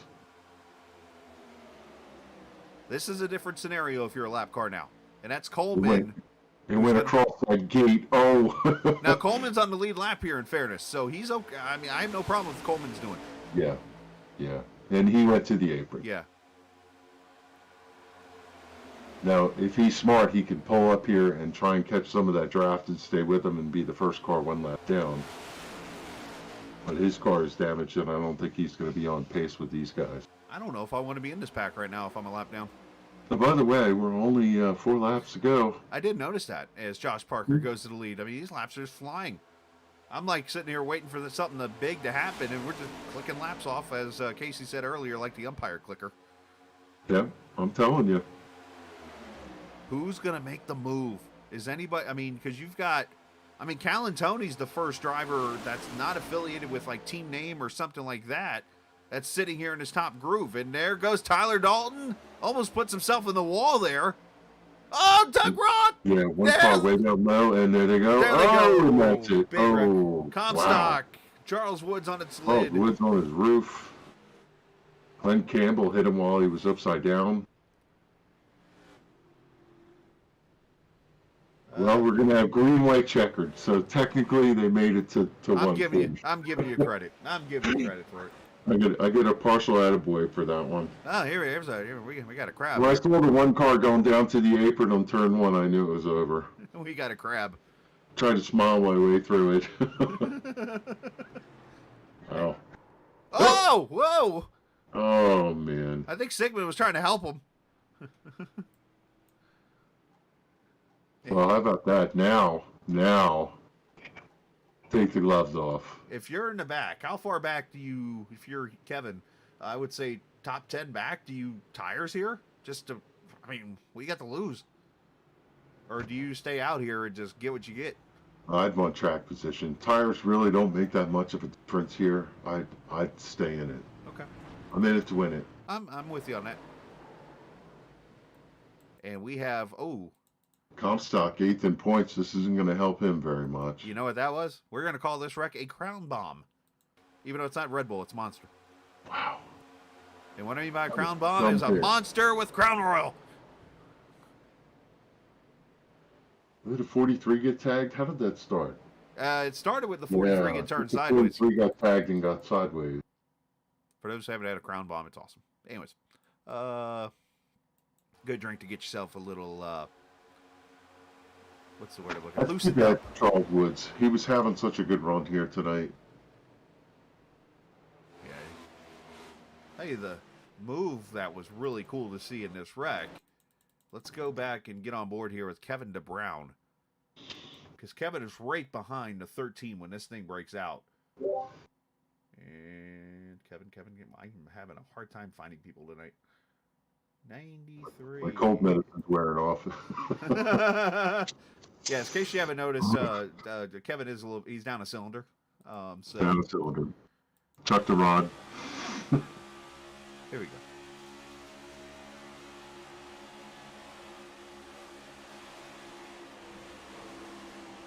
Excuse me, pardon me coming through. Seas parted. That's pretty lucky. Tell you what, started up front and has just been a bull in a china shop here tonight to keep himself in that top 10. Sometimes that's what you got to do. But look who's the leader all of a sudden here. E.J. O'Rourke. And he's got Macklin right there behind him.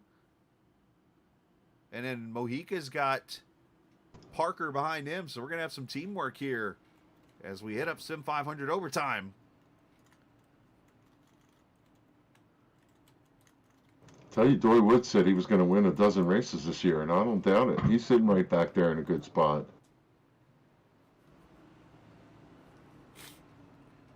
First 70 laps tonight, caution free. Last 70-ish laps, good hard racing, we'll call it. Fuel mileage, that's another question here. So, O'Rourke pitted at 114. He's got plenty.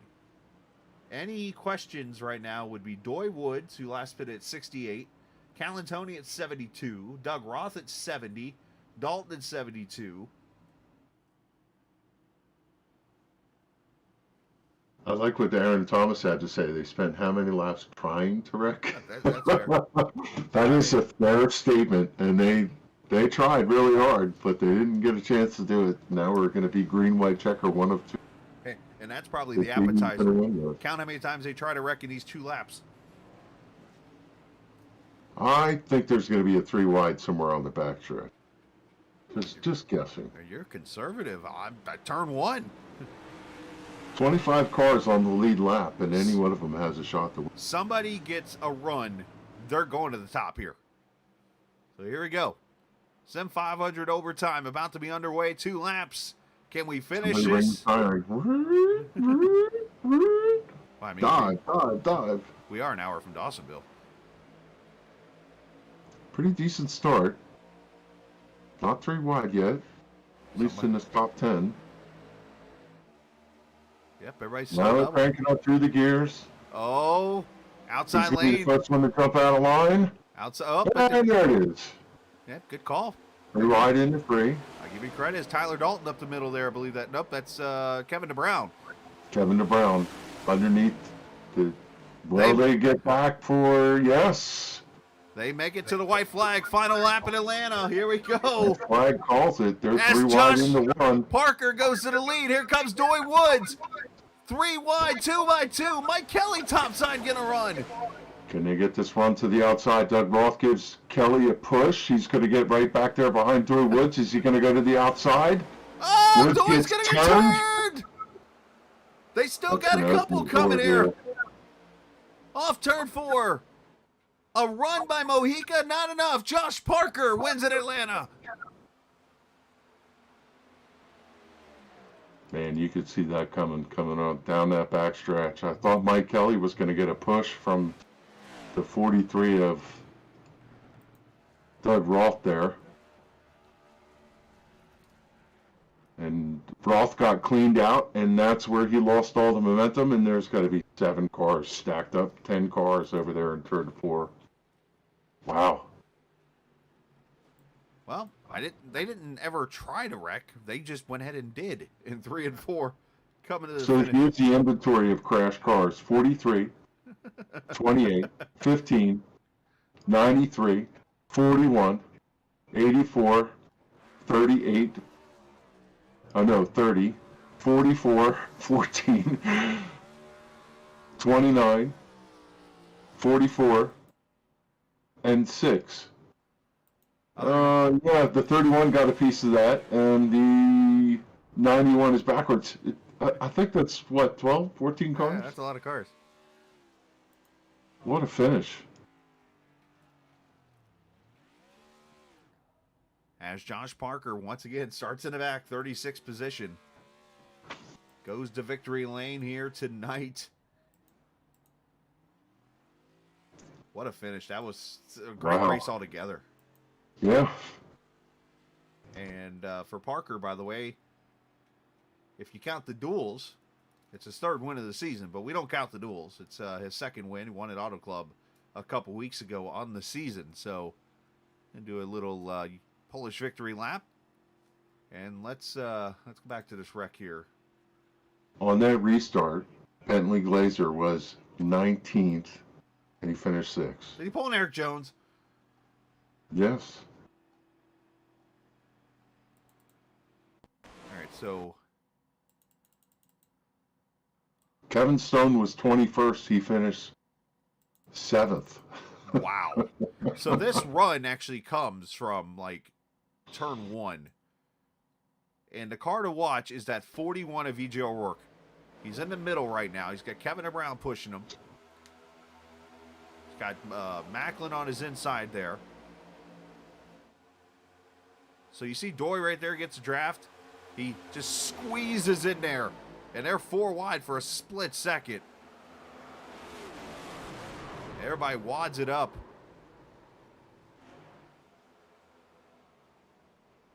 And now everybody's like, how do I get to the finish? Arca brakes engaged. Yeah, Mike Kelly drove out from the parting of the seas, but if he had the 43 behind him going into the corner, I think the 2 of them would have tandem around. Wow. Oh, ouch. When is the one time, if there ever is a one time, you can ever Arca brake into a wreck? It's on the final lap. Watch the pack behind them. Here they come. Bunk, bunk, bunk, bunk, bunk. Beasley You gets just look through. to see you could shoot the gap. I mean, Richard Beasley finishes 8th in this race because he doesn't check Yeah. up. Well, almost wonder if you can go down pit road and get a great finish. Well, there you have to be careful because it'll speeding thing, and then it becomes a scoring nightmare. Watch Beasley here, though. All the way back here. Wreck happens. Miss those guys. Miss those guys. Net go through. And finish 8th. Mons goes through the grass. Wow. All right. Wow. That's all I can say. Good stuff.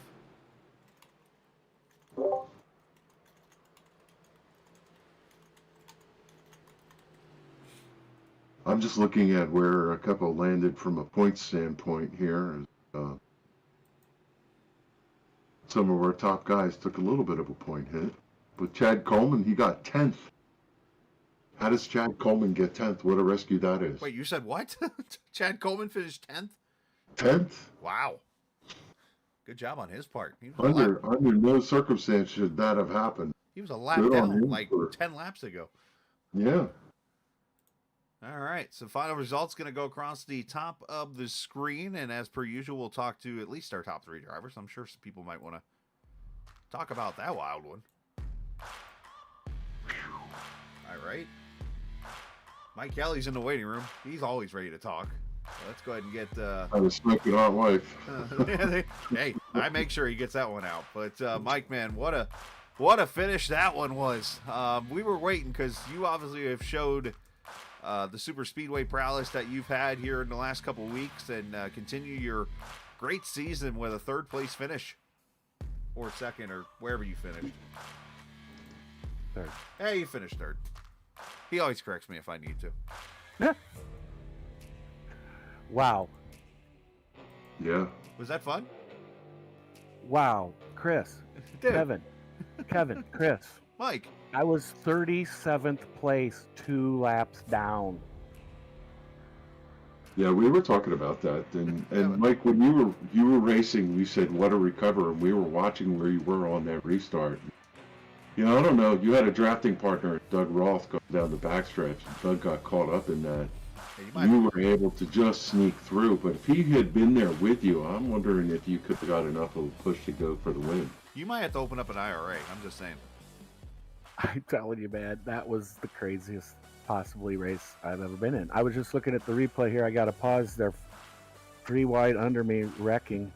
And poor Doug, yes, Doug, I mean, he did everything he could. We had a run. I don't know, as I look back at the wreck there, if there wouldn't have been a wreck, we had a run that might have rivaled it if we could have got through that corner.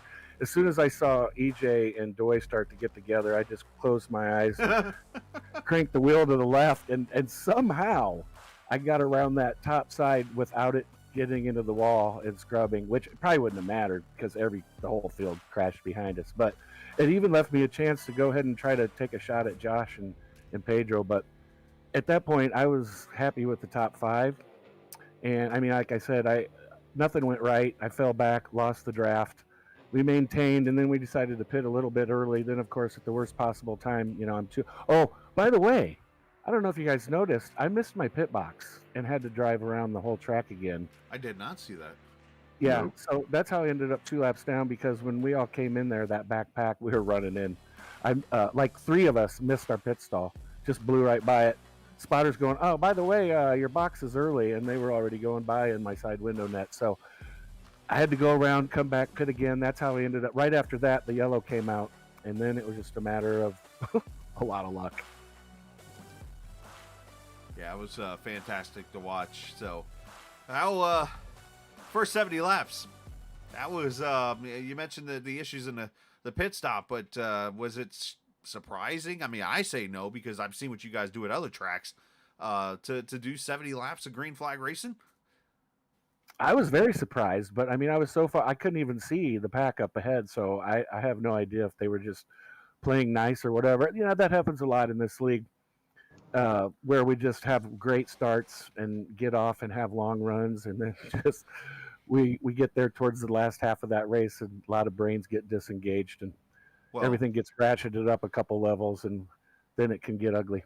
I'm pretty sure Kevin is on his wall now writing lead changes because he started on a piece of paper. Yeah. But needless to say, that it was fantastic to watch, man. So I'm sure you'll enjoy the broadcast as you watch, and I'm sure there's going to be some entertainment down in team name here in a minute. But great job tonight. Oh, my. Yeah, right. Send some shout outs wherever you like to. Well, obviously, NC811. Glad to get them on the podium again. I've been on quite a roll, getting some poles and getting some podium finishes and getting a chance to get on here and thank them for supporting this league and supporting me on Monday nights in this Premier Series at Sim500. Thanks to all the admins and everybody at Sim500. Thanks to you and Kevin and Captain Esports for putting on these crazy shows that we're putting on for you guys. And shout out to Josh for getting the win and staying alive in this crazy race, coming from the back like me, doing it a lot better and not having to go through all the drama. Shout out to Turn 1 Heroes. Didn't have a very good run there tonight. Scotty, poor Scotty. And thanks to my smoking hot wife. As always, gets it in. Great job, Mike, and congratulations, and good points run again. Thanks. I'm going to go down and have fun watching this race review. You do that. I'll be down there in a minute. Good job, guys. Thanks. You too, buddy. As Mike Kelly finishes in the 3rd position, I think we're being rated, but did you tell them we had food? No. Oh, I was curious. It was a good time here, though. It was. It is. And Pedro's, I think you got Pedro there. I do. Pedro, 2nd place finish. And it was bedlam behind you. Were you aware of what happened back there? You talking about with the wreck, or what are you With the finish, well, the race itself at times. You kept yourself out in front, like top 5 much of the race. Was that strategy driven? Yeah, I think kind of talking with the guys on team name, sound like, if we got a long green flag run, tires are going to be important. So didn't qualify too well. So just stayed mid to back of the pack. Just saved tires, saved fuel, and then as the run continued on, people started to get tight and fall off. So that's when started to make moves and get to the front, get the track position. So that worked out. We were able to get up to the front and lift everybody up front. So that was good to keep track position. And then the rest of the race was just trying to keep track position because we just really never got too long of a green flag run. It seemed like we kept getting yellows every couple of laps. So track position became pretty big. So that's all you could ask for, honestly, at a track like this, super speedway style racing. Just to be up front and have a chance. That's all you can ask for. So not too bad of a finish. When you think about the dynamic of the racetrack, we saw a couple different things. You were talking about how the car was driving. Talk a little bit more about low line versus top line, draft, the checkups. There's a lot of different dynamics. This is unlike most restrictor plate tracks where you run kind of all the same speed and you work with a little bit of draft. Here, it seems to be so much more. How do you say it? It's more intense. The runs you get, the checkups, the pushes, and how tight you are in the corner because of confines of the track. It seems like it's far more challenging to drive this racetrack. Yeah, no, for sure. It's a lot tighter. Earlier in the race, the temperature was higher, so it would get tight. So running the top was probably good for a while, but felt like you probably burned your tires up a little bit more up there. So I think eventually that's where the bottom started prevailing that first run. But then as the track temp went down, pop seemed to be better. And also too, it's just a group of people you're racing with too. So if everybody could manage running their lane correctly, like you'd make that lane work really well, which I think in the end the top was the best because you could really pinch the guy on the inside and side draft him. And that was really the other things. The side draft was really big.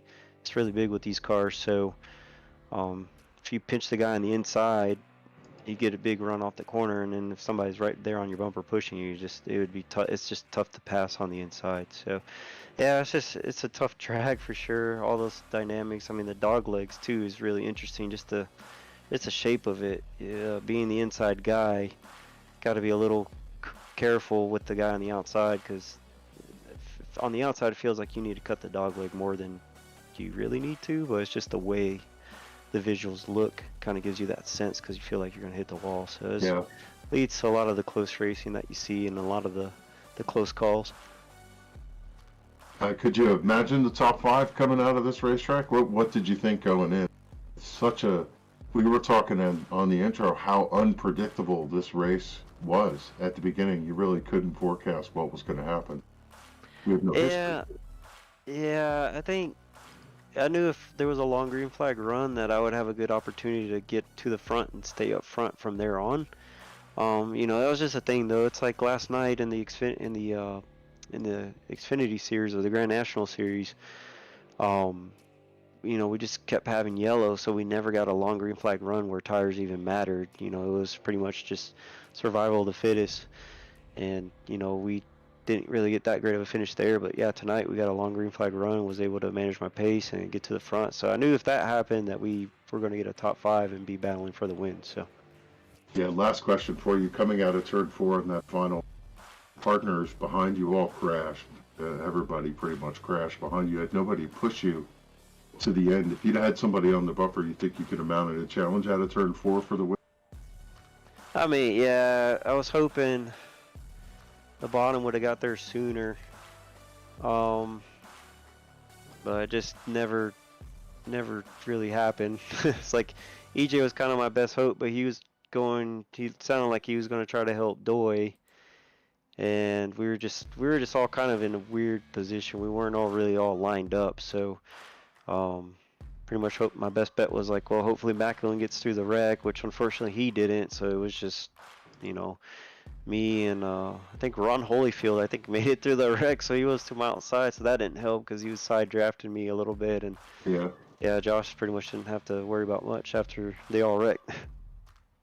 Well, good on you. Second place finish. You're up in the top 5 in points, having a good early season. And off week next week, so you get to take a little breather, and I'm sure it'll be interesting to review the dynamics of this race. Anybody you want to give a shout out to? Yeah, no, I appreciate you, Kevin and Chris, and Captain Esports for putting the broadcast. All the admins, Sim500, appreciate them. Transfers for jumping on board the car. So far, we've been giving them a good run just about every week. Just unfortunately haven't been able to put it in victory lane, but eventually one of these races I'll get lucky and win or not get wrecked or whatnot. So been running up front, so hopefully we'll pull one off for Transfers and Glenn Campbell. Appreciate Mass Graphics for painting the car. All the guys on Team Name. It's always fun working with them. We all race really hard against each other, but we also help each other out. So it was a lot of fun. And on that note, congrats to Josh for getting the win for the team.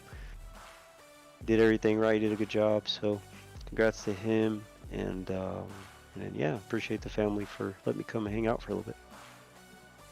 There he is, Pedro Mojica. He finishes second tonight and keep getting top 5. You're going to end up with a win very soon. Congratulations on that, Pedro, and thanks for checking in with us. Oh, thanks, guys. That was a great run for Pedro, and obviously a great points night for him when it's all said and done. But Mr. Parker goes to victory lane for a second time this season, third if you count the duels.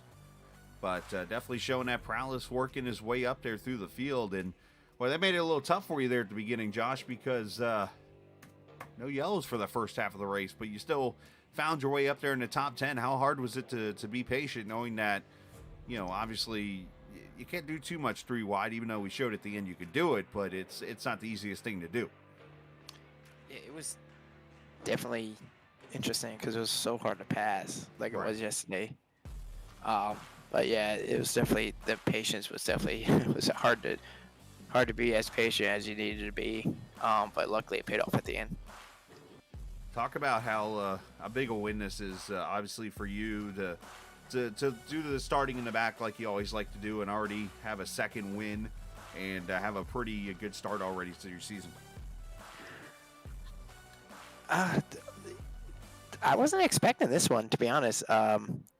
I was just trying to run around to kind of see where I ended up at the end of it. It was a complete disaster yesterday, so it was kind of like just kind of, like I said, just drive around, see where you are at the end, and I ended up being in position to win. Man, I don't know. Winning here is always tough. So like they said, with these cars, it's always just about positioning yourself at the right time. So it's always good to win. Yeah, it was definitely a tricky one, and the strategies worked out. Of course, had a couple cautions there in the middle of the race, Yeah, already having 2 wins on the season, and to pull this one out, and I think I could go ahead and say there's probably 45 drivers in this race that would say, I didn't expect to win tonight. Yeah. Go ahead. I mean, yeah, it's like I said, it's good to win one in this series. Literally already having a multi-win season.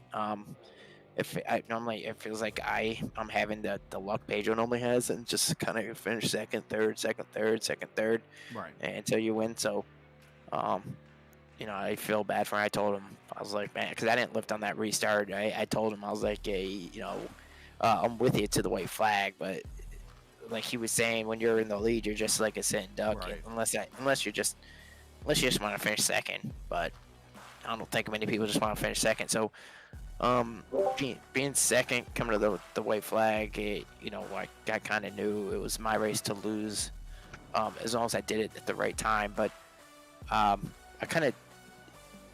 Pedro said he got a little loose. I didn't lift on the restart, so from that point on, I was just on Pedro's back end. He said he got a little loose. I kind of made the move a little too sooner than I wanted to actually make it. I wanted to make it off of 2, but luckily they got wrecked and bought me more time, and they couldn't get back up to me.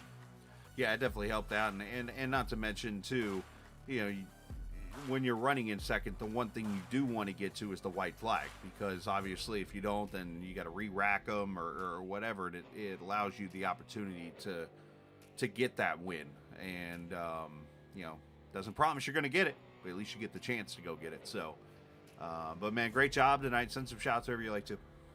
Yeah, everyone at Team Name, you guys doing the broadcast, obviously, all the admins here. Yeah. Nice job, man. Congratulations, Thanks, bud. Second win of the season for Josh Parker. And obviously a pretty happy camper. There is one interview I do want to do real quick, Kevin, unless we decide to do more. One guy. And I've been waiting all evening to talk to him. Question is, can I now talk to you, Tyler? I'm happy with fourth. I'm happy I didn't have to give an interview, so that's the best. That was literally the best spot I could have finished. I said to them at the beginning, I'm like, all right, I'm not pulling Tyler up here. I'm going to go pull the second place guy up here. And it worked out. Did you have fun? Oh, well, he left. He gone. I guess. You left it. He still don't want me talking to him. Good talk, Tyler. Let's do it again. Anyways, all right. Well, I guess they're all wanting to watch the video. It sounds like I guess Charles is the representative tonight showing videos. So usually it's either Chad Coleman or last night it was oh gosh, who was it? I can't remember his name off the top of my head. But anyways, let's go enjoy it. So thank you guys for watching. Appreciate NC811 for sponsoring the series and allowing us to broadcast Sunday and Monday nights here the Captain Esports Network. Check out Sim500, by the way, if you haven't had a chance to do so. There's plenty of leagues. They actually just cranked up a Gen 4 series on Wednesday nights. So that should be a fun one to be a part of, and other great stuff. Of course, they'll get the trucks back up and going here in the next few weeks or so. But otherwise, it's been a lot of fun. Kevin, feel better. Have your make sure your wife feels better. Yeah, thank you. I think we need more races of you in NyQuil. But Yeah. let's do so. But no, man, great job, man. Hope you feel better. Yeah, thanks. Absolutely, buddy. All right, everybody, enjoy the rest of your week. And as always, remember, this isn't just a game. It's iRacing. See ya! Robitus.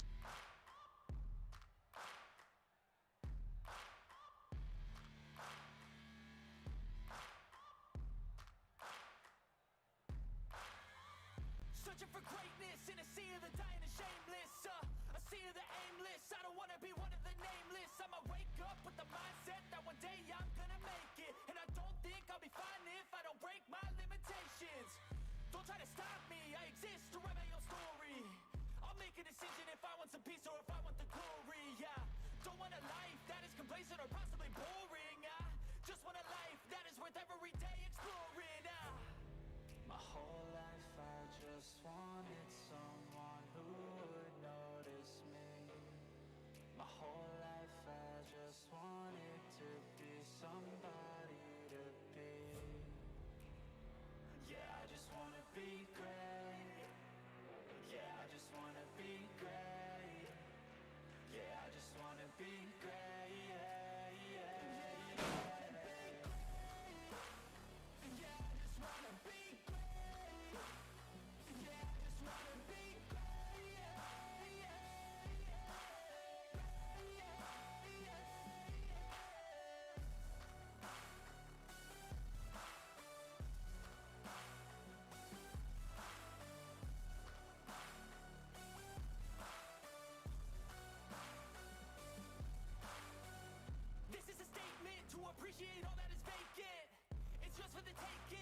make up your mind, you can take it. I'm never complacent, I would work in a mansion or basement, yeah. There's no replacement for persistence.